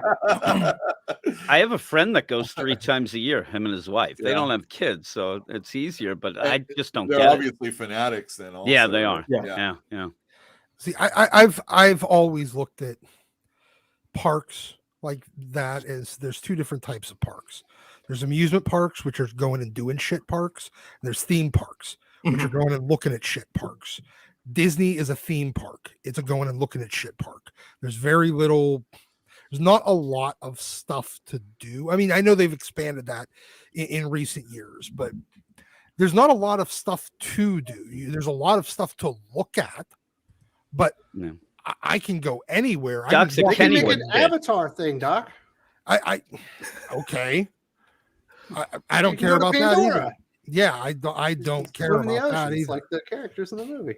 Yeah, I don't care about that. I'm much more of a I go to Cedar Point now, or you're not a family guy. You just want the roller coasters. You got to do all the family stuff. Exactly. I don't care about the looking at shit stuff. And I can go to the mall and look at shit. So you wouldn't want to go to Harry Potter's world and do the little adventure where you solve the murder? No, I can go to an escape room for that, and it's probably more fun. Look, Harry Potter is Universal, and it's a shit ton of fun. I reckon if anyone is a Harry Potter fan, go there. No, my 7-year-old loves Harry Potter. That's who he dressed up as for Halloween. Nice. Yeah, like Universal, that's much more of a doing shit park, and Disney's much more of a looking at stuff park. And that's funny rides at Disney World. I know, but they're a lot more recent. A lot of their rides are newer because they never.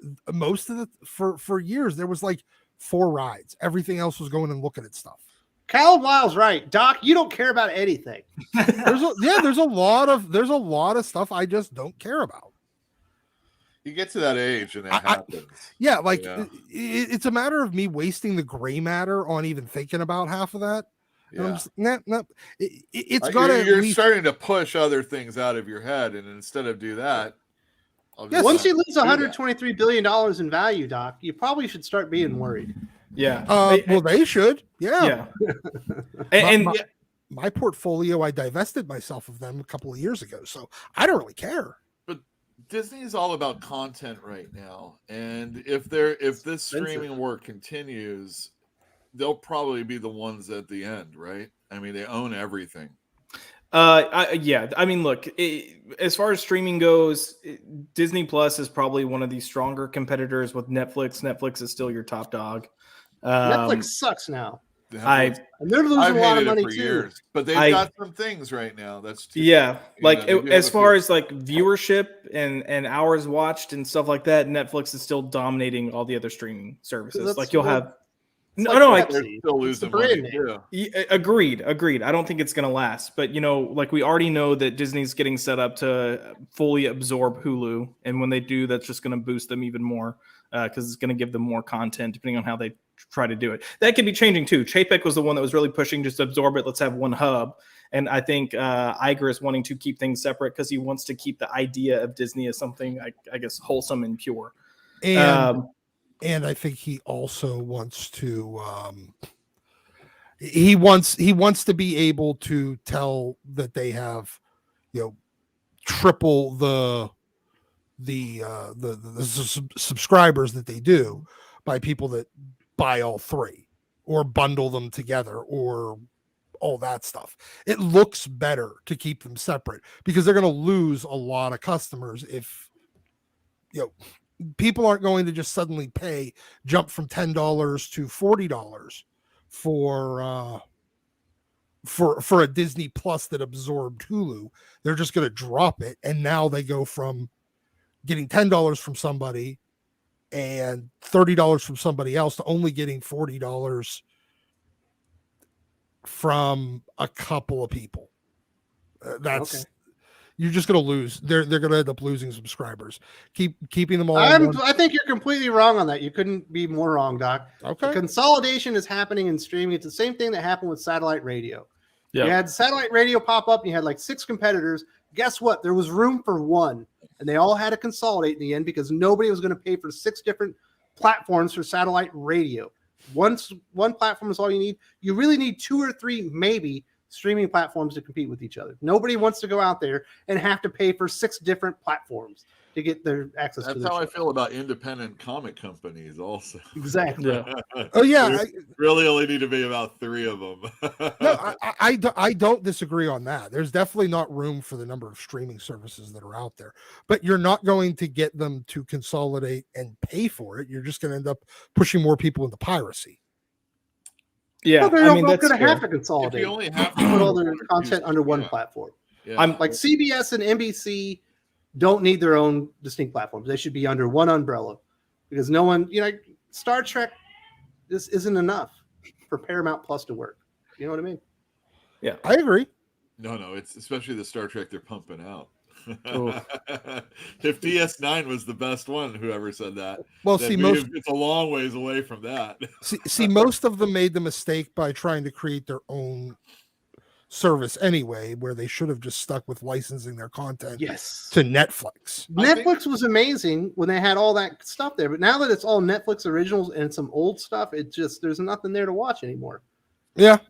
Once you run out of your 2 or 3 shows that they have that you actually wanted to get. You can't get Cheers or any of that stuff or Friends on there anymore. Although, have you gone back and watched Friends, Josh?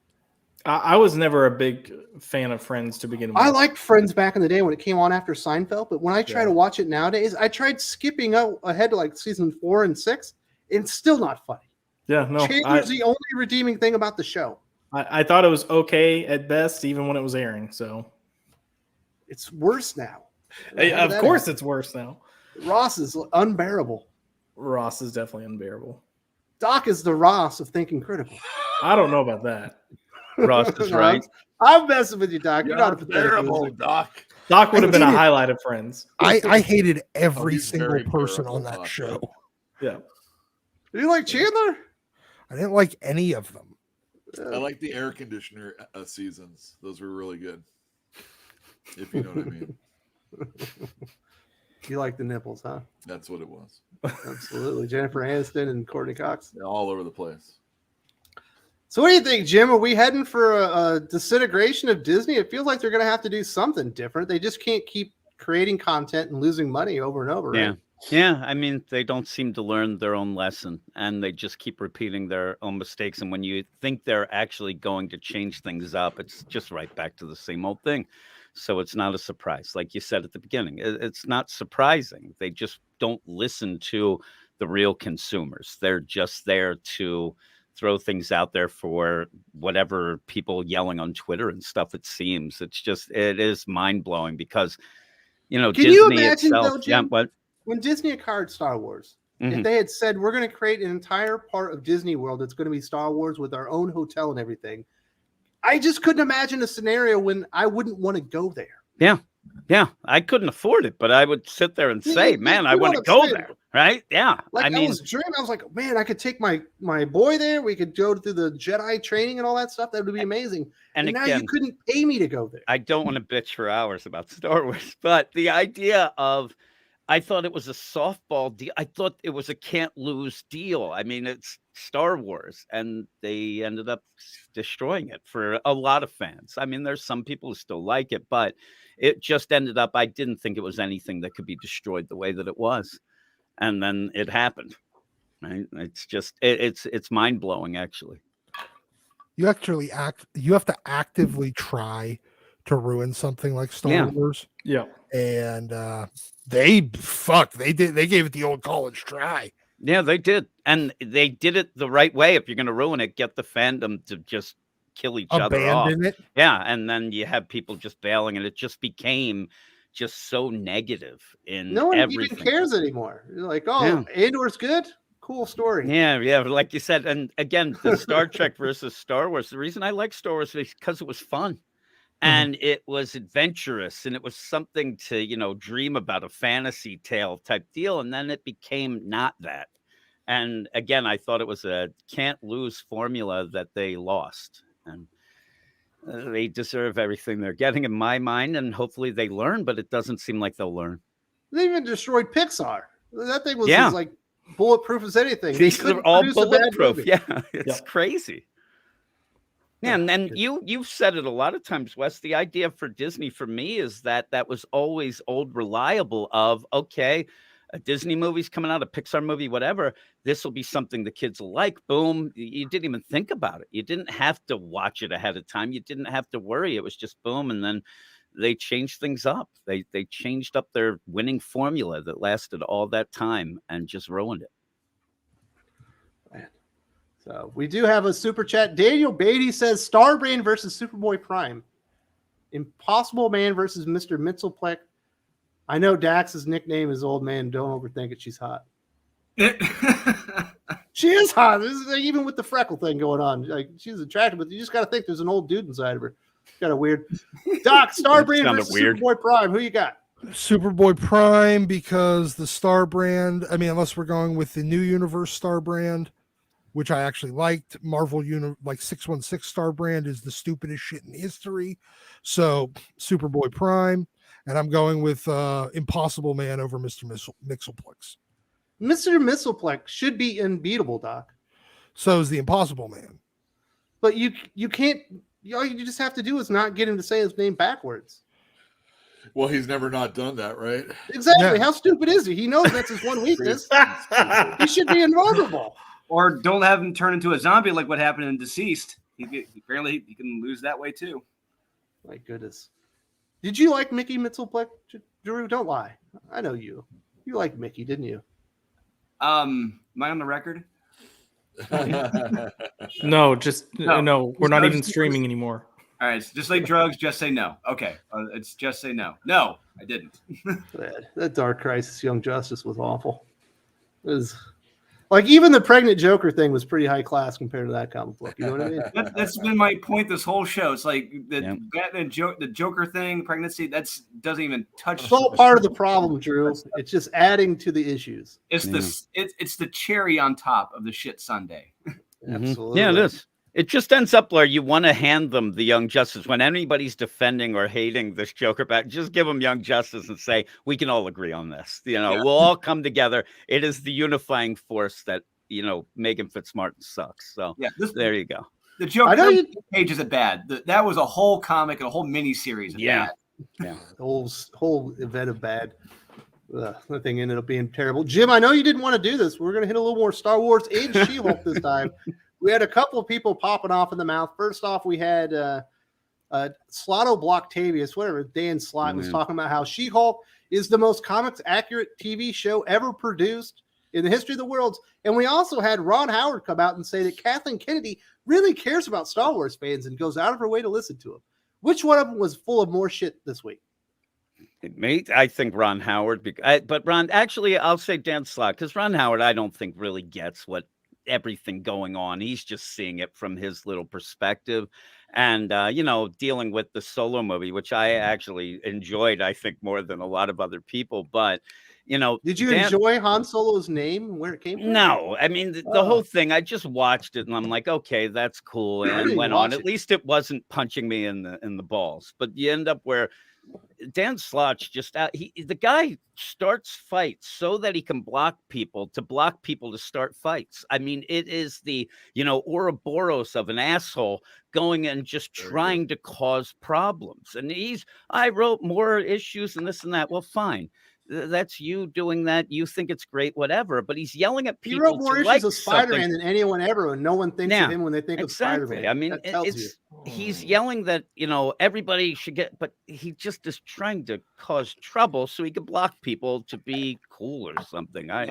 Dan Slott needs attention because Dan Slott is an insufferable little man with absolutely no self-esteem, so he needs attention. Little is in quotes, right? I just want to throw that out there. Quantity over quality isn't always a good thing.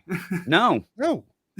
But he's an insufferable little man with an outsized ego, an ego that honestly, for as fat as he is, makes his gut look small. That is completely unearned. He is head so fat it makes his waist look small. Yes, he is the textbook definition of 21st century narcissism. Completely unearned and thinking that he matters. Bitch, go back to Ren and Stimpy comics. Those are good. That's probably the best thing he ever did. We can't go back to Ren and Stimpy ever again. No, you don't like Ren and Stimpy? I'm joking. It's a cancel joke. Yeah, it is. Chris Feliski. Don't look it up. Yeah. But look, remember you take the cat stuff and put it on his eye for pink eye? Uh-huh. The hairballs, that's good stuff. But Dan Slott is gonna Dan Slott. Just forget that he exists.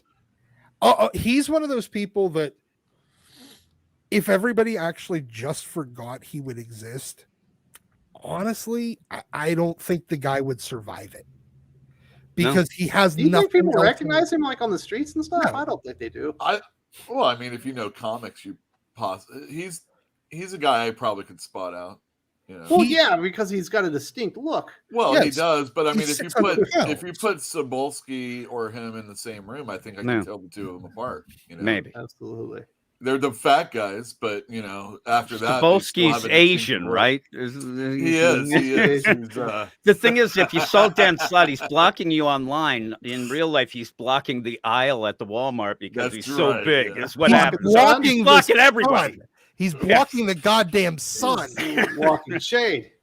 The only reason that you know that it's Dan Slott is because even on a New York City sidewalk, he's using the entire thing. Well, this guy in the chat said he saw him on a Rascal at Walmart. I believe it. Dan Slott needs to buy the entire plane when he flies, not just the second seat. Yeah. Right. That scooter backs up and you see the Twitter. You hear the Twitter. I'm a fat guy. I'm making them. Fuck it. That's the thing. Dan Slott came out and said, "I think I made a little too many." This was a while ago. I think I made too many fat jokes in Spider-Man. Like making fun of the Doc Ock and stuff. Wasn't people saying that? He kind of made Doc Ock himself. Yeah. He became Spider-Man that way. Yes, he was Slotto Blocktavius. He felt sorry about making fun of himself, basically. The thing about him they were funnier than Matthew Rosenberg, though. That is true. I don't. If you have creators who block people, that's fine. Everybody blocks some people eventually, but when you're proud of it, that's when it's ridiculous. It's stupid, and it ends up just making you look bad. Yeah, I think mean, Ron not only Howard that, made himself look bad. I mean, that's the guy that made Apollo 13. How can he come out and say something that's stupid? Yeah. He's worked with her before, I'm sure. They're probably friends or something like that. Yeah, you that's know? all. I think he's in his own little bubble and Yeah. thinks that everything's great. And she's so nice. She's nice to me. I don't think he gets it. He Ron got is, paid The fat Green bucks to Hollywood do that bubble. movie. you know, when Ron started looking like his brother Clint, you knew there was problems. And, you know, now that he's older, I Clint's just the better think he's, looking one, oh, too. yeah, yeah. Dan's the guy that thinks the stripper likes him because he tips with fives. Nice. Yeah. Look, he's really this. I mean, at this point, he probably still lives in his mom's basement. I He know. lives in an apartment with a bunch of cats. You get out of here, man. Okay, his mom lives He's in his got cat apartment. money, Doc. He's got that Spider-Man gig. He still talks to her every day, Doc, but you know. Oh yeah, but no, They I mean, went to look, prom together. It was good. It was a good Yeah. time. he is the textbook 1980s ultra comic nerd. And the reason why we need to start shoving nerds back in lockers. I thought you were the textbook 1980s ultra comic nerd, Doc. He doesn't. Yeah, get I'm in the just an locker, though. asshole. He can't make it in the locker. Well, though. so's Dan Slott. Like we're talking about it. Well, you got a good point, but I just want you to admit, admit it. You know what I'm saying? no, I mean, Dan. Hey, look, the You reason and Dan why have a little bit in common. the reason why I very much dislike Dan Slott is how much he reminds me of a much more insufferable version of myself. Wow. That's. I agree with you there, Doc. He is more insufferable than you and myself. I feel. I hate myself and I hate Dan Slott more. But I have liked his writing in the past, and I saw people slamming on the She-Hulk, and his She-Hulk was pretty good. I It might be enjoyed the it. second best She-Hulk run outside of Burns. Yeah. In fact, I'm not even like the biggest Byrne fan. Like the breaking of the fourth wall wasn't something I was like a big deal. It wasn't a big deal to me. I kind of didn't like the jokey aspect. I do like jokey superhero books, but just not that one specifically. It looked good, but if I'm going to use a Byrne, hold She-Hulk Byrne to a high status, will be in his Fantastic Four, personally. I would say the most comic accurate show was probably his Doom Patrol there, Josh. Oh yeah, I mean, Doom Patrol did a really good job of really sticking to their guns. Like they even kept the really weird stuff. They kept the really weird stuff, which was was refreshing because I think we all kind of expected that wasn't going to happen, and then it happened. And then that. Daredevil, which I think is excellent, did a lot of things right, but it also kind of subpart a little bit for the sake of TV. But yeah, the problem with She-Hulk is it just wasn't written well at all. Garbage. Yeah, That's not TV. It was written out of spite. It felt like every episode was just written out of spite. Well, they pretty much came out and said that too, right? Well, oh yeah, and a lot of that had to do with the fact that the original idea was for a show that none of the people that they hired knew how to make. They didn't know how to make action. They didn't know how to make comedy, and they didn't know how to make a courtroom drama. Yep. So, oh my God, it would have been so easy to just focus on the very first issue of She-Hulk, Savage. Yeah. And just do a show off of that. I mean, you could have courtroom drama. You could have her getting shot. You can have the transfusion. You can have the beating up of people and then the law at the end, and it would have just been like, they love these season-long arcs anyway. Yeah. Why not do it that way. Yes. Yep. And you could have had they actually, and I think at the end that you had a bunch of people that got hired because of other reasons other than quality, and because they have done it in the past. Well, but they haven't done that. They haven't done that. They That's had what people. They hired a bunch of people that were chosen for completely different reasons to make a show that they were incapable of making. Those people got very, very, very frustrated and then just got spiteful. That's it. That's the end. That's the reason why they were just spiteful little shits, kind of like Dan Slott, that aren't good at what they're being asked to do. And instead of them accepting, hey, look, we suck at this, you might want to find somebody else, or so quitting or firing them, you ended up with a bunch of people that couldn't do the job, that just ended up spiteful towards not only the people that they were writing for, but the people that they were writing, they were hired to write for. They were hired by. So, but Dan Slott knew that wasn't the most comics accurate take ever. Well, I mean, it to be he's stupid. bullshit. He's bullshit. His comic came out that week. Nobody cares about it. Nobody cares about him. Dan Slott, too big to inhale. He just really wants to be relevant. He's off Spider-Man. He's on Spider-Man. He just relaunched no. I'm talking about like ASM. He's been off there for a while. His FF and his Iron Man were giant flops. Nobody cared about any of it. And then he's back on a Spider-Man book that basically everybody forgot about. It got hyped until everybody realized it's the equivalent of fucking J.J. Abrams' kids Spider-Man book that nobody gave a shit about either. Because the only Spider-Man book that had better art, I think. It did. But an adjectiveless Spider-Man book, the last time anyone gave a shit about it was when it was Todd McFarlane. Otherwise, it's ASM. ASM is the number one. The only time it has not been the only Spider book that matters is when McFarlane did the 12 issues of the adjectiveless book. That's the only time, 14 issues of the adjectiveless book. That's the only time ASM has not been the only Spider book that matters. And now he's back on a Spider book that doesn't matter. And I liked Spider-Man Life Story. That was pretty good. It was still the Spider-Man book that didn't matter. Man, it felt like it mattered to me. You know what I mean? That's good shit. Good art. Mark Bagley, Chip Zdarsky. Well, Spider-Man. Bagley's on this one too, and Bagley should be the draw, except for he's not really right now because everybody's like, oh Jesus Christ, Slott again. He's just incorporating all of his stupid Spider-Verse stuff in there. What were you saying, Drew? I was just gonna say, like this Spider-Man series, this issue 4, it's been just if you're all in on the derivative Spider-Man, this is the book for you. You don't like Peter, this is for you. It's all it's about. And I love Peter. I'm just putting that out there. You won't like this. It is junk. Oh. Yeah, More you're Peter, right. Better. It's not good at all. I mean, I got to the second issue and about 4 pages in, I was just flipped through everything. And then I flipped through number 3, and then I flipped through number 4. And that was a waste of my time. Yeah. Dan Slott, my goodness. What a moron. Making him look stupid. You don't want to confirm how dumb people think you are. You know what I mean? Making comments like that. Common Sense says, I call him Dan Sloth because he's lazy. Jamil wants comic accurate of Sloth's Titania. Well, it might be a waste because rumors are that the show is canceled. I'll be shocked if we ever see She-Hulk again. I mean, it stopped production 3 years ago, right? At least filming and everything, right? Yeah, they filmed. I think they finished filming in 2020, and we didn't get it till 2022. You're gonna see Tatiana Maslany back as She-Hulk.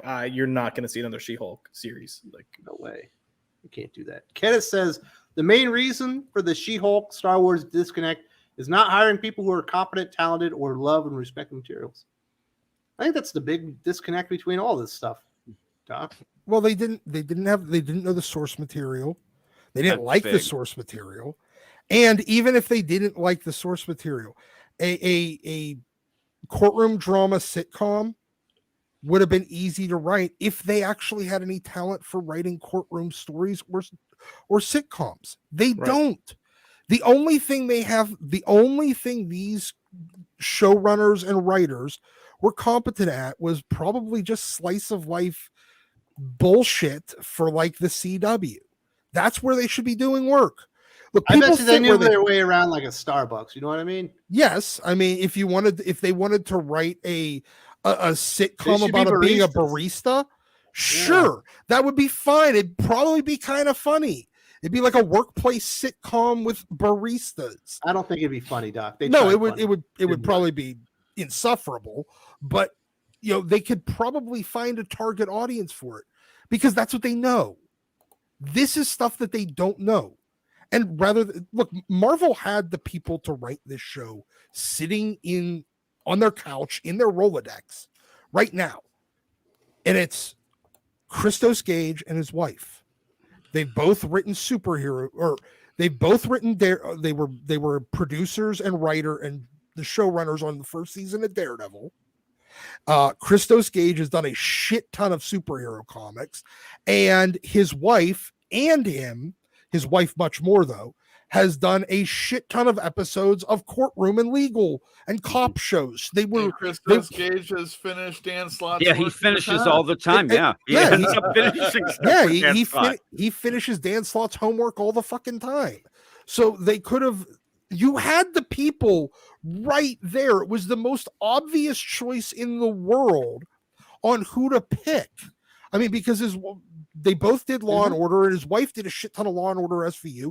Just call the people that know how to do the thing that you want to do instead of trying to shove a square peg in a round hole. And Doc's right about the source material stuff. And it seems like these new writers, when they come in, instead of going back and learning everything before, it's just a battle against everything else. And so we're going to start new. So we have to rail against what was popular in the past, and people are going to get pissed off. And then all of a sudden it ends up toxic nostalgia. No, it's shitty writing is what it is. They don't want to just continue the good. They want to show that their stuff's better and the old stuff sucks. Megan Fitzmartin even did it in the comics with the, Young Justice and Dark Crisis. It's always my stuff's better because yours sucked in the past, and that's not the case. You're doing the show because the thing before was great, and they just don't want to recognize that half the time. It's egotism, pure egotism. They have to have their own stamp on it, but this stamp is a shit stamp, and it just sucks. Absolutely. This is what we got from Happy Steve. I like this one. Did Doc just admit he is like Dan Slott? Noted. Hashtag Doc is right. You have a great day in the show. Thank you, Wes, for letting Dan Slott be on the show. Love you. It's Doc Slott now. My pleasure. Doc is right. Yep. That's exactly what I said. Ever. That is exactly what I said. Between the lines, Doc. That's pretty much what you're getting at. And I don't disagree. It's that, or apparently I'm also Paul Heyman. So you're not. Paul Heyman's great. The number of times people have they've said that I sound like fucking Paul Heyman. I can see that. Say Barack Lesnar. Yeah. Kenneth says, I don't know if you saw this one, but I'm going to go with the Hanna-Barbera Birdman versus Space Ghost. Yeah, we went with Space Ghost. Space Ghost. We just said it so quick. Yeah. That was an easy one, but it's a non-contender. Maybe in the law of court, we'll go Birdman. Josh, who do you think is better looking, you or Kenneth Daly? I don't know. Kenneth's got that, dark. He's got like that dapper look. Have you seen him when he's ready for Sunday? You know what I mean?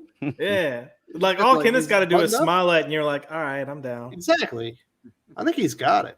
I think he's got it. He's got some swagger, but he's got that understated swagger. Like he doesn't have to like be in your face like Doc. Yeah, he just has it. Yep. But so Space Ghost and Kenneth Dowling for the win.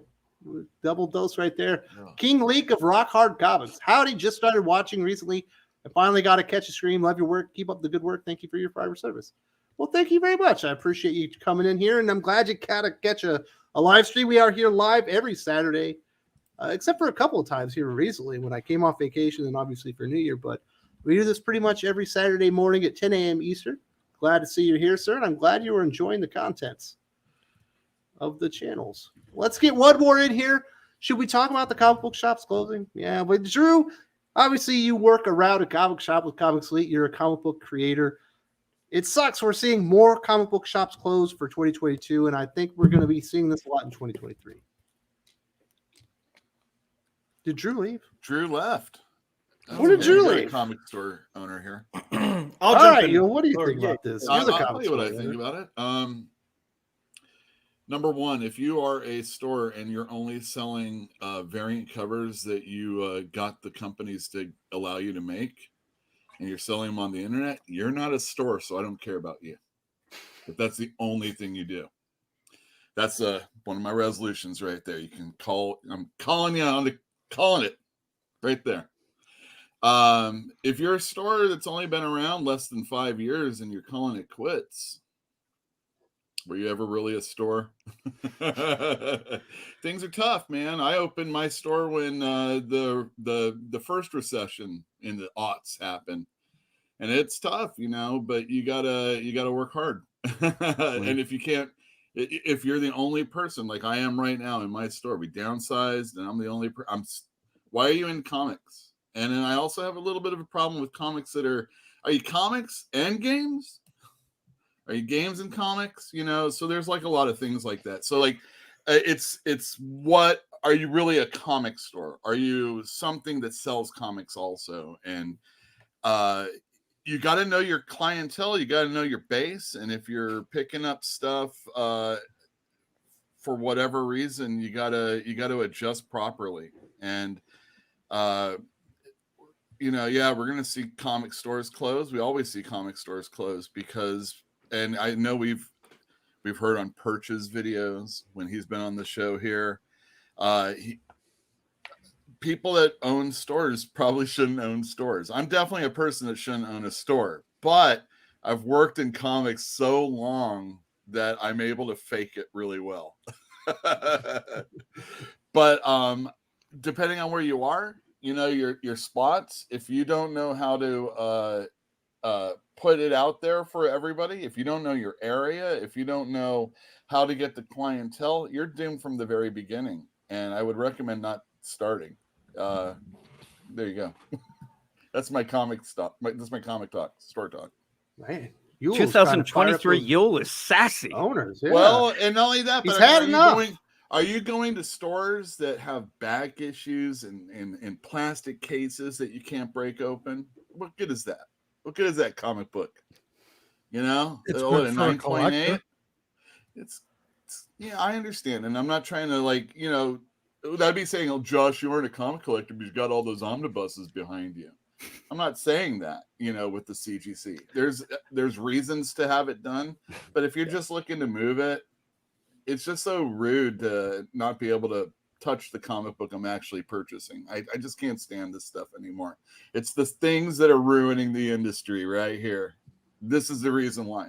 Why do people not want to go in? If I can't buy a comic book I can touch, what good is buying it? Why would I want to buy a comic book I don't want to read anymore? That's the big issue. Well, that's another, because they got another cover. That's why.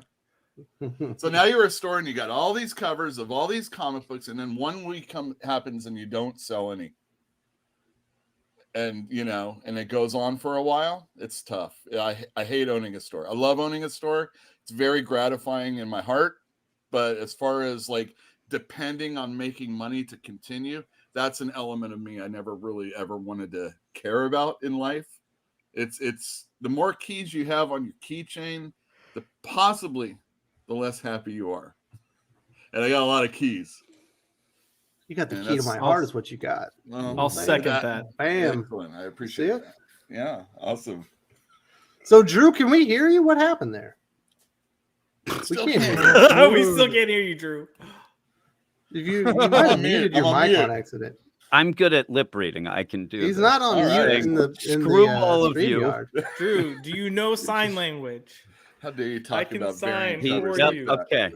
He just said comic book stores suck. I listened to a show last night on YouTube, and they were kind of slamming comic stores, but this is all crowdfunding and people that are able to, not be in the industry, in this style. I mean, it is in-store purchases seems like the most outdated thing ever these days. I mean, comic shops. That's where all the good conversations happen. That's what we're trying to simulate here. Seems like I agree with you. If you are not dealing in anything that has any sort of collectability, if there's any sort of collectability to comics, then the only place to buy is retail. So unless it got slabbed, and then you can just do it on eBay. Or on some other website. Yeah, no, I don't disagree. Slab books, that's great. Buy them on the internet. But if you want to touch something, can you hear us, Drew? Oh man, no, he can hear us. We can't hear him. Good. Drew, I type your messages in the private chat. Go and in, we'll go in. communicate it. Maybe go into your settings on the screen down there, and maybe it's not picking up your microphone for some reason on StreamYard. Wait, hold on. I'm reading his lip. Doc's a cocksucker. What the? Doc Hey, is man. Right, he is the Dan Slott of Wait, comics. hold on. If anyone's a cocksucker around here, it Oh my is me. goodness. Wow.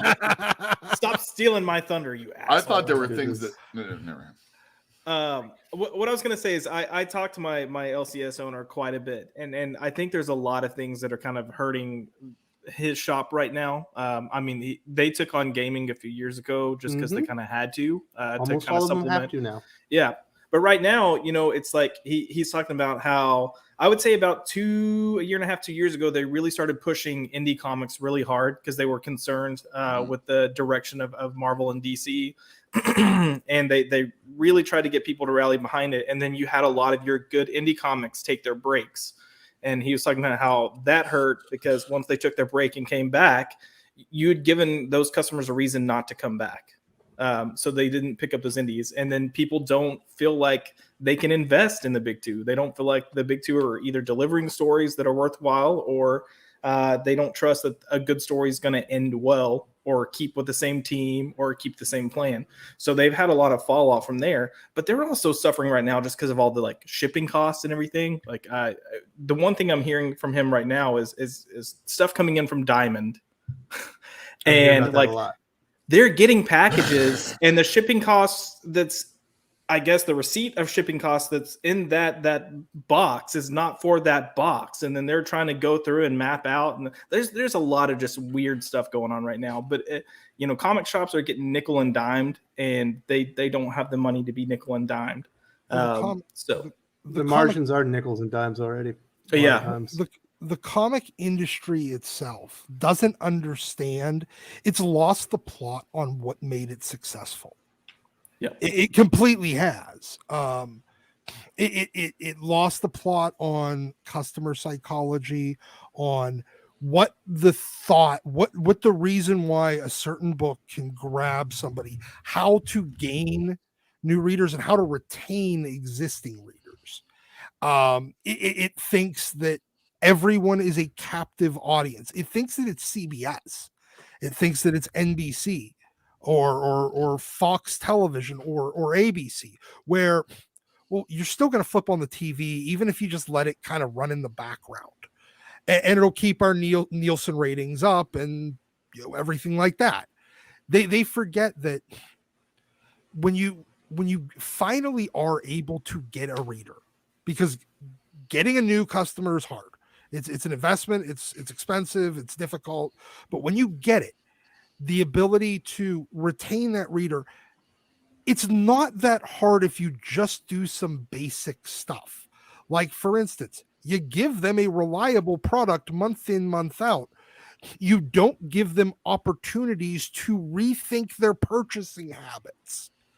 I mean, every gym in America right now is doing the same thing. They're going to get bank for the next 8 months for people that go for the next 2. Man, right after New Year's, they all make the resolution. After New Year's, yeah, they all make the resolution, and until early February, it sucks for anybody that's a regular user.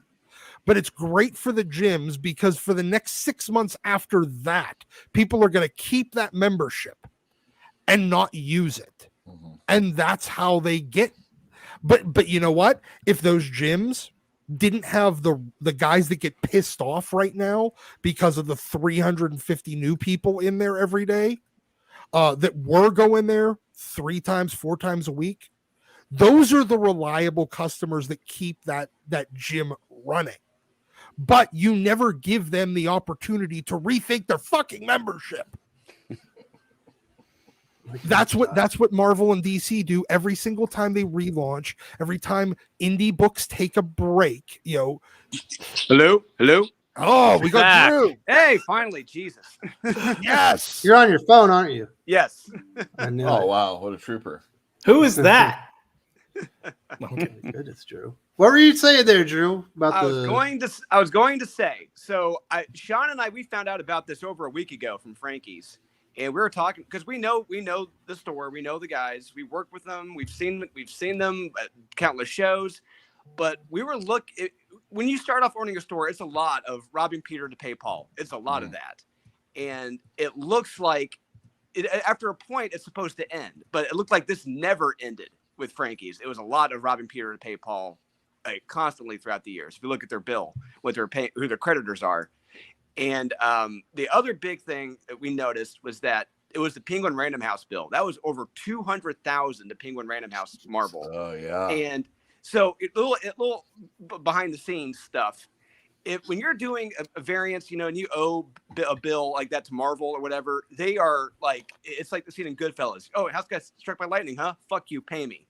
And how this bill racked up to over $200,000, and they weren't up their ass after one bill. It's shocking. I want to know what sweet deal they had with Penguin and Marvel to keep racking up this bill, because if Sean felt like $1,000, $2,000 behind, yeah, they're gonna like, where's our fucking money? And how this over 200,000? It's like, what the hell? This is nuts.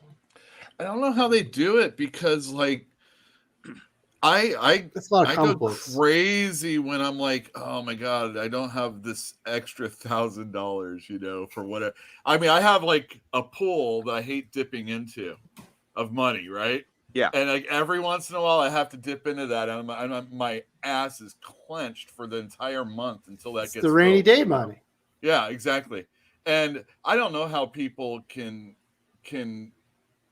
My brother, when he ran the business with me, he's one of those guys that's like, that's what investors are for. They don't care about losing their money. They wouldn't have given it to us if they didn't care. So like he would be like that guy that, racking up a big bill, but not the reason why we're in a smaller space. My mom was like that. She was like, yeah, let's get everything you guys could have ever wanted for this Christmas, and then we'll be in debt for 20 years. Yeah. That was smart. Max out 4 credit cards for one Christmas. Right. As a kid, obviously, I thought, hey, this is a good Christmas. But as an adult, I'm like, Jesus, what are you thinking? I couldn't even imagine. I don't even like having any debt, me personally. Yeah.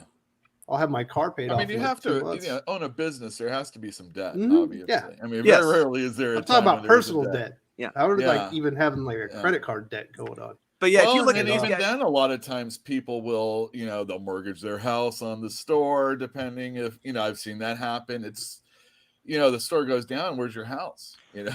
But if you look at these guys, look at Frankie's, it was loan after loan after loan after loan. It's ridiculous. Wow. Look at who they owed money to. What do you know what the comic book industry needs for both the need an enema, the starting with Marvel.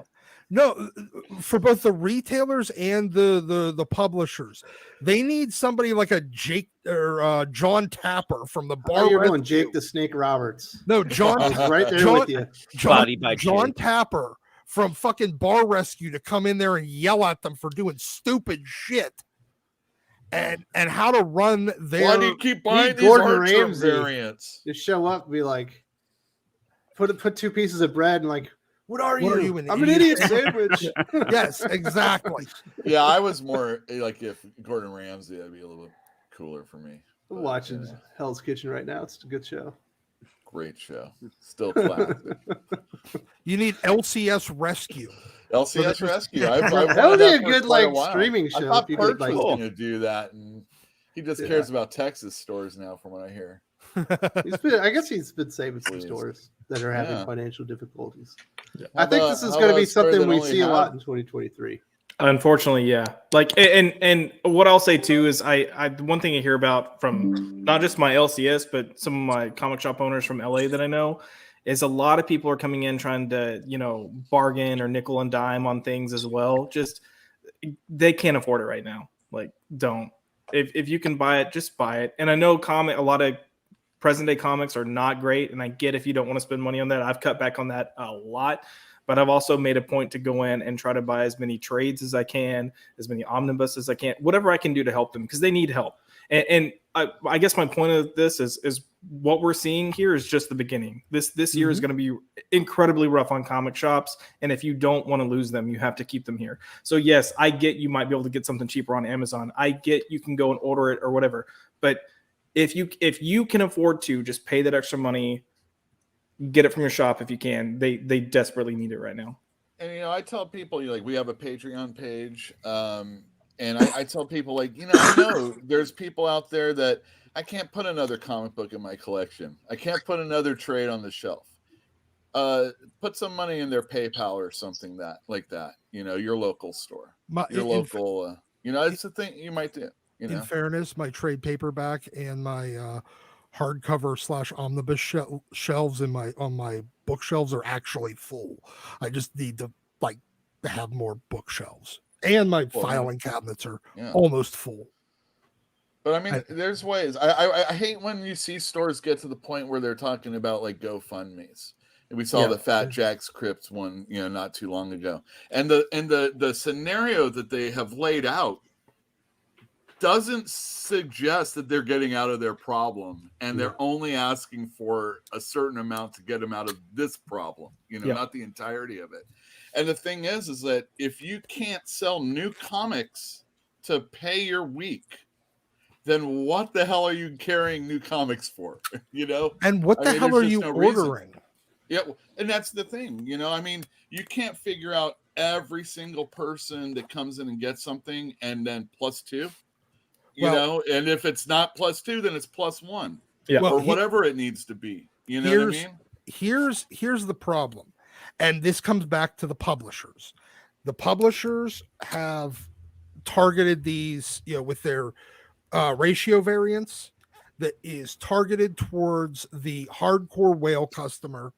And then the stores feel obligated to buy the books, end up with theoretically, it allows them to mark it up to the point where they can, all the extra books that they bought to get that variant are just gravy money if they sell.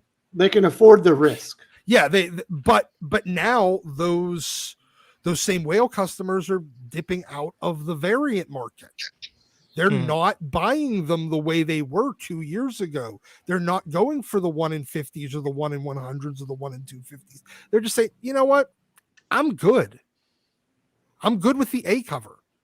I only ever purchase those books if I either have the entirety of the money coming in from that customer. So, case in point, I have one of the last bronies, okay? And he wants a retailer incentive cover. He buys all the issues of Ponies to make sure he can get that. Okay. Or that's a good customer. Or it's a great customer. Love him. Or I believe in a book like I did when Grant Morrison was writing Action, and we'd get enough for the 1 in 200 or something like that. Get the 1 in 200. No big deal if you don't sell that.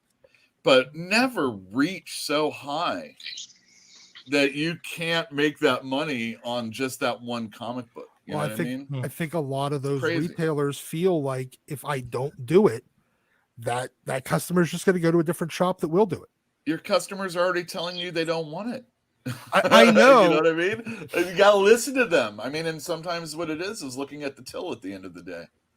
I get it, but look, there's a lot of people. It's hard to course correct sometimes. It is, and there's a lot of comic shop owners out there, and a lot of customers out there that are very, very slow to change. But when they do, it's like a light switch. Mm-hmm. And it is. I mean, it's because they finally read all that shit that was piling up, and they said, "I can't stand this anymore." Yes, and then it's a light switch, and all of a sudden that money faucet is off, and the retailers are planning for that money faucet to still be on at least for a couple of months. Now that guy comes in and says, "Hey, by the way, after this issue, I'm done with buying all these markup variants." Well, fuck, you've ordered 2 months ahead. Right. I mean, at least whenever I drop my pull list at my LCS and I said, I'm done, I told them, anything that's already the order's already pushed through and that we've reached FOC on, I'll pay for it. You know, just throw it in my box or whatever. I'll pick it up eventually. But I'll pay for it. I don't care. Yeah. But after that, so I wasn't going to leave them, you know, holding the bag for books that I had on my pull list. And they were, you know, I feel like that's the fair thing to do. Yeah, And agreed. it's, you know, and if you don't have a ton of buildup in a person's file, it's not even really that big a deal if I get stuck with a week or two, or maybe even a month's worth 3 of someone's comics. But when you've allowed someone to get to 3 months, you know, you see that all the time. And this guy's got a stack of books. Oh, no. I'm scared the minute the month goes by. You know, where are you? I'm calling you immediately come that 4th, 5th week. You know what I mean? Oh, yeah. And you're not getting to a 3rd month like that. Unless I know you're out of the country. Yeah. You know, you're like, you know, I've had military. They're not going to be around for a while. Maybe you have a credit card on file for something like that. I don't know why there's a hesitancy, and I have it too. I don't want to usually get people's information unless it's a mail order situation, but I do have people on, you know, on file with their credit card information should anything go wrong. And I feel like the owner of the store is friends with the people that are coming in. Not only are they clients of yours, but they're keeping your store going. These are that's where my brother was really good. No. We're doing them the favor. They're not doing us the favor. We're allowing them to come in and be able to purchase these comic books. Whereas a lot of store owners are like, oh, thank goodness you're coming and buying these comics because this keeps my store alive and I'm able to do it. So they're super nice. They're way nicer than they should be. They're not as cutthroat. And then you get a big old stack of holds and it's like, when's this person coming in? Well, I'm not even talking. All right, like that. we're going to start Okay. wrap this bad boy up. We do have some super chats we want to get through before we get to our recommendations. Calvin says there's an article about Marvel avoiding hiring fans to be writers. That's dumb because fans are passionate enough to make good stories. Even I, who got a pitch.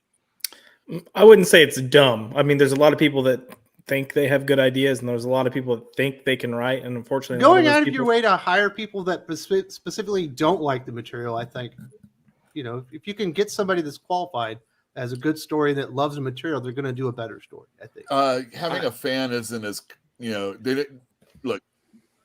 Joss Whedon, Avengers. That's a it's very the best. good example. We want Joss Whedon on the comic book, or at least the future Joss Whedon. We don't want Josh on the book. But if you go back to the 70s, a lot of those guys were fans of the material. A lot of those guys, those new writers were fans of the characters. But we've lost the way. Yes, but to get your foot in the door. He's talking about Marvel Studios. Yeah. Hiring people for the movies. Okay. But well, even still in the comic books, we're seeing that. That's why Zeb Wells writes. That's why, you know, all these people are TV and movie people that are coming in, and they don't care about comic books. A few of them do. Here's the thing, though. You do have some of those the fanboys that are writers. Jason Aaron, massive Wolverine fanboy. That's why he ruined the X-Men. You gotta find the ones that are good. I know, but he was such a huge Wolverine fanboy that he turned Wolverine into Dadverine permanently and just turned Cyclops into a lunatic. Yeah, you don't want he's talking about Marvel Studios. I get not that, wanting to hire people that like comics. I get that. We're moving towards the end of the show, Doc. We don't need a 20-minute cycle. Yeah, it's a weird play, like Marvel Comics doing their studios doing that. It is that I saw an article at one point where they said they like to hire people who aren't fans of the source material because then you get a fresh outlook and you end up with something. It's not working. It doesn't work that way. You have to, know the stuff and respect it, even if you don't like it. Absolutely. Dill Lindsay says, hello, everyone. Josh, you're Hollywood. Is it common for showrunners to tell their actors not to look into the source material? Gunn told Cena not to do it. Now I see the Last of Us actress has been told to say. Well, that wasn't really Peacemaker. Yeah, that's what I was going to say. So typically if you have a director telling one of their actors not to do that, it's because they're taking a completely different take on it. a lot of times you're going to have studios or the director provide source material that's more in line with what they're going for. But in Gunn's case, like Peacemaker was so far left field from what he actually is. And look, I thought it was funny. I laughed. I can admit that that's not Peacemaker and still enjoy it. And I enjoyed it. So I understand in that instance. Now, Last of Us, if they're telling the actress to do that's typically a telltale sign of like they're changing. That just be prepared. Yeah, they're changing a lot of stuff these days. Dexus Kessel Runners, good name. I love your conversations. I've been a collector for over 40 years and had a comic store for 23. Closed it in 2008. I've never seen comics in such a sad state, but I appreciate y'all calling out the idiots as the Titanic sinks. Yep. Well, we do our best. Yule's a comic book shop owner. He's got his own channel, and he's not holding anything back anymore this year, right, Yule? You've had enough. Yeah, Sassy. I mean, is this your heel turn? Yeah, no, well, no, I'm always sometimes heel, but yeah, I mean, I've owned Fantastic Comics since 2011, and I mean, I'm not even close to 20 years, so damn, 23 years. That's you weathered a lot of bullshit, and collecting for over 40 years. You're like, definitely so in you're that Peter category. Finch in the movie Network. Say what was that? You're like Peter Finch in the movie Network. You're mad as you're Peter Oh Finch yeah, in the movie Network. well, I don't want Not to mad as say hell. I'm not going to take it anymore. I wouldn't say I'm that bad. I mean, I love comics. I just want to like, just there's just some things that we've had elements of people that are coming in, and I hate to be a gatekeeper like that, but when the stories go down and the prospecting begins, it's like it doesn't really work out. Like something has to change, and we saw that change in like the late 90s and early 2000s, and now it seems like it's kind of there again. It's not QVC, but it's kind of like that. Doc and I are going to have a conversation on that very subject that we recorded before this that will be coming up tomorrow. All right, absolutely, about some of the parallels between this and the 90s crash and why this is different. Yeah, it's a little bit scarier. Well, it's scary, but it's different. It's same. It's weird. It's reliving the same event, but the little thing. Some things are different, but I appreciate you support the channel, and I'm glad that you enjoy our conversations. We do the best we can to have like an LCS like environment here. It's John Q Ghost. Thank you so much for supporting the channel with the Super Sticker, brother. I hope you're having a great weekend. Wraith X7. I think the speculators are starting to realize that variant covers aren't as valuable in sort after they thought and hoped. That's kind of what always happens, Drew. You come in there and you treat it like an investment, then you realize the return's not going to be there. Well, I could be investing in stocks, or I could be investing in a lot of things that are different from this. I could invest in stamps or cards and stuff like that. When you don't judge the market right and you put things out there superfluously without a purpose just to pull in an audience, and then you don't deliver in the end, of course they're going to walk away. Yeah, absolutely. And we see that a lot with the variants that we do here. A lot of them don't hit. Some do. Like right now, I will say, if you can find it's those usually like those very rare like 1 in 10s, I should say 1 in 1,000s or whatever. Those are the ones generally probably wind up being the rare, the best ones. Like anything by Shikari right now, that's going to be gold pretty much. But yeah, it's a big risk, and yeah, I hate to say it, but yeah, you're more likely to strike gold going to stocks or FTX. Well, they keep deviating off and not just having the best artists do the covers, so then become less collectible. And you might not know that a Mark Brooks isn't quite as desirable as a Todd McFarlane cover, and then you end up eating at the end. And you kind of end up learning your lessons. Yeah, and I think a lot of people are learning that lesson now. Like a lot of these 1 in 10s, 1 in 25s, or Dynamite's case 1 in 11s. A lot of them aren't going to be holding ratio value after the day comes out. Yeah, it's just one of those terrible things ends up happening. Kenneth Dowling says, I think Weapon H takes damage because he's tougher. I know Spectre is all powerful, but Phoenix is level planets, and I love X-Men, so I picked Phoenix. I like Birdman, and Space Ghost is like Batman with powers in space. I guess Space Ghost. Space Ghost, I think, was the obvious one, but I think Weapon H is pretty obvious too, because he is Hulk, but with adamantium claws and stuff like that. But I don't know, Spectre, Phoenix, you're getting into some gray territory there. Spectre is the hand of God. He has the power of God. But the Phoenix is an extinction level event. It can eat Kinda universes. godlike, right? It could theoretically eat universes. Yeah. It's What a if- gray area. There's like that one's hard. That one's harder. What if the Phoenix Force put itself into the Spectre? What if the Phoenix Force took over the Spectre? Absolutely. Now we're cooking. Whoa. It'd be even more difficult. So. Seriously, yeah. Well, thank no you pun for- intended.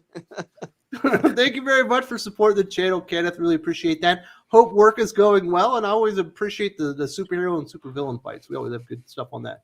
John Q. Ghost, enjoy the channel. Best wishes for the new year. Well, thank you very much. I'm glad you're enjoying the channel. We like to have a lot of fun. We're here every Saturday, and I will be having a full week of comic book videos this week. I've been taking a little downtime, but we're back on the grind starting this week. There should actually be some news to talk about. And like I said, I already recorded a few things with Doc that I think people are going to enjoy. We might have a triple play Doc for you next or tomorrow. Can you believe that? 3 Doc videos in one day, an Emerald Knight review, the 90s conversation that we had, and then something about collecting that we did last week.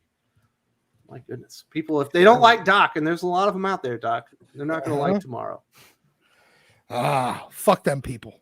Exactly. They always come in, they're like, why is Doc even here? I was like, I don't know. He said yes 4 years ago. Yeah, I said yes 4 years ago, and now you're stuck with my ass. That's how I got married. Have 5 kids. Geddes says, have a great weekend, fellas. I'm seeing Avatar 2 again today. I love it. Call me Whoa. crazy if you want to. I like Crazy. Avatar. I'm sure Avatar 2 is good, although it sounds like it's really long. On its way to 2 billion. No. Yeah, almost. It might make money on $2.5 billion. Wait, really? How much did Yeah. it cost?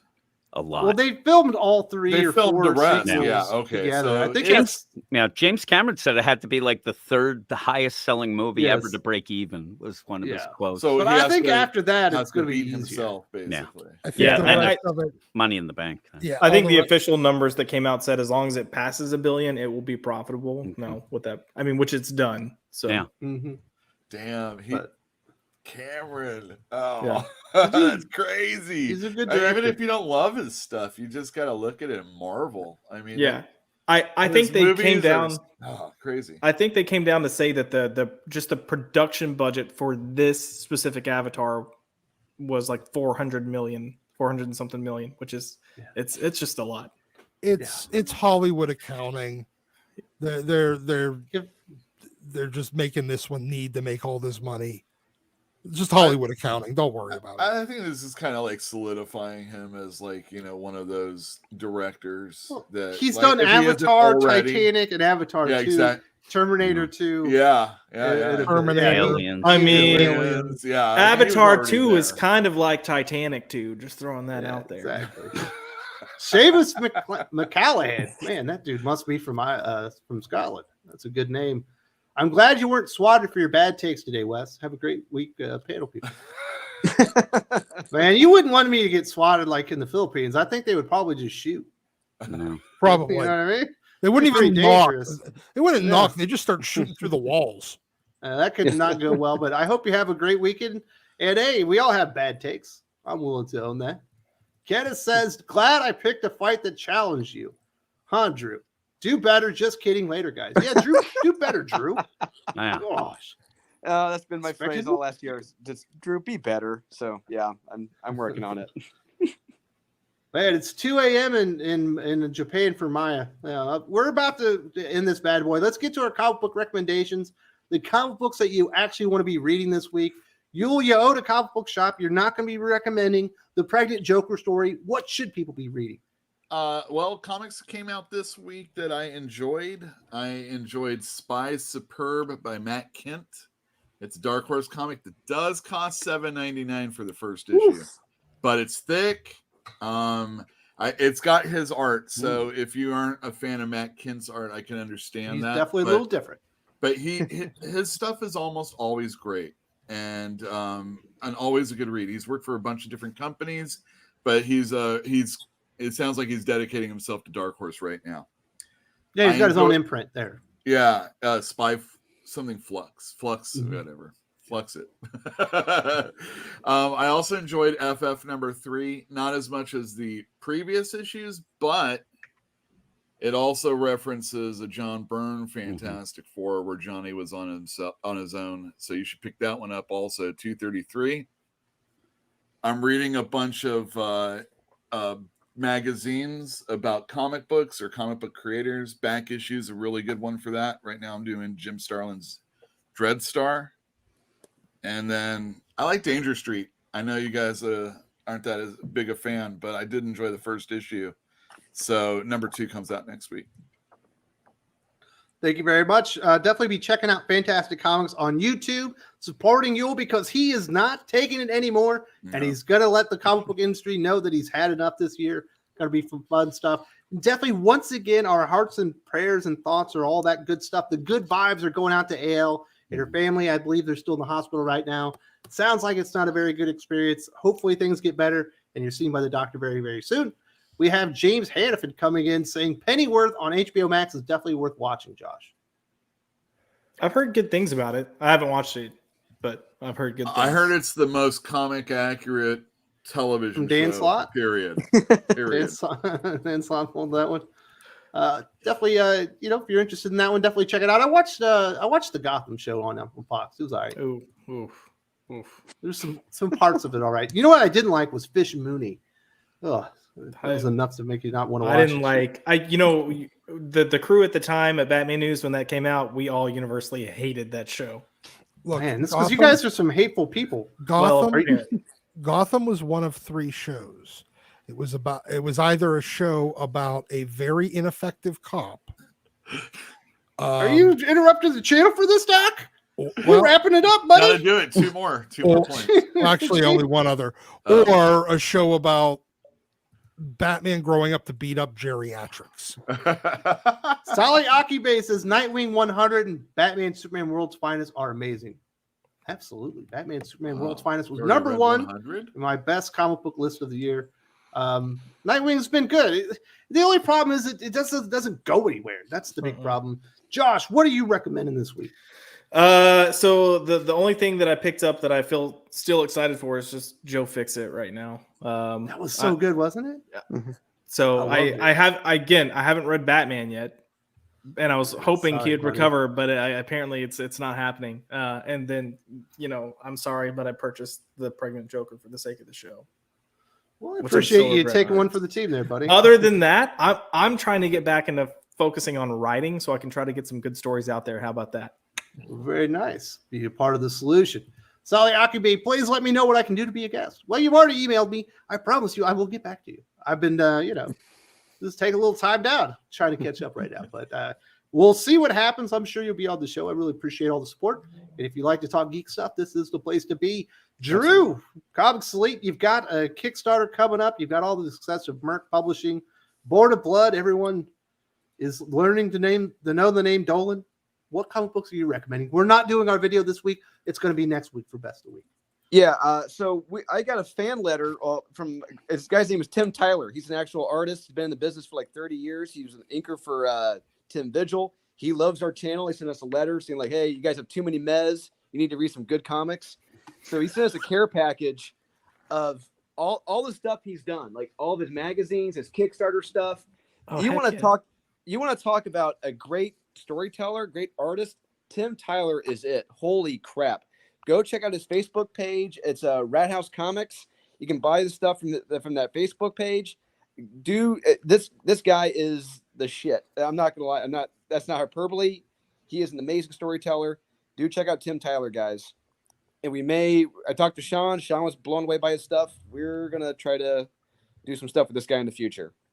Goodness, these guys are trying to snipe Wrap another him up. Talented creator. Oh, don't do that Kickstarter thing. Come over here and do ours. My goodness.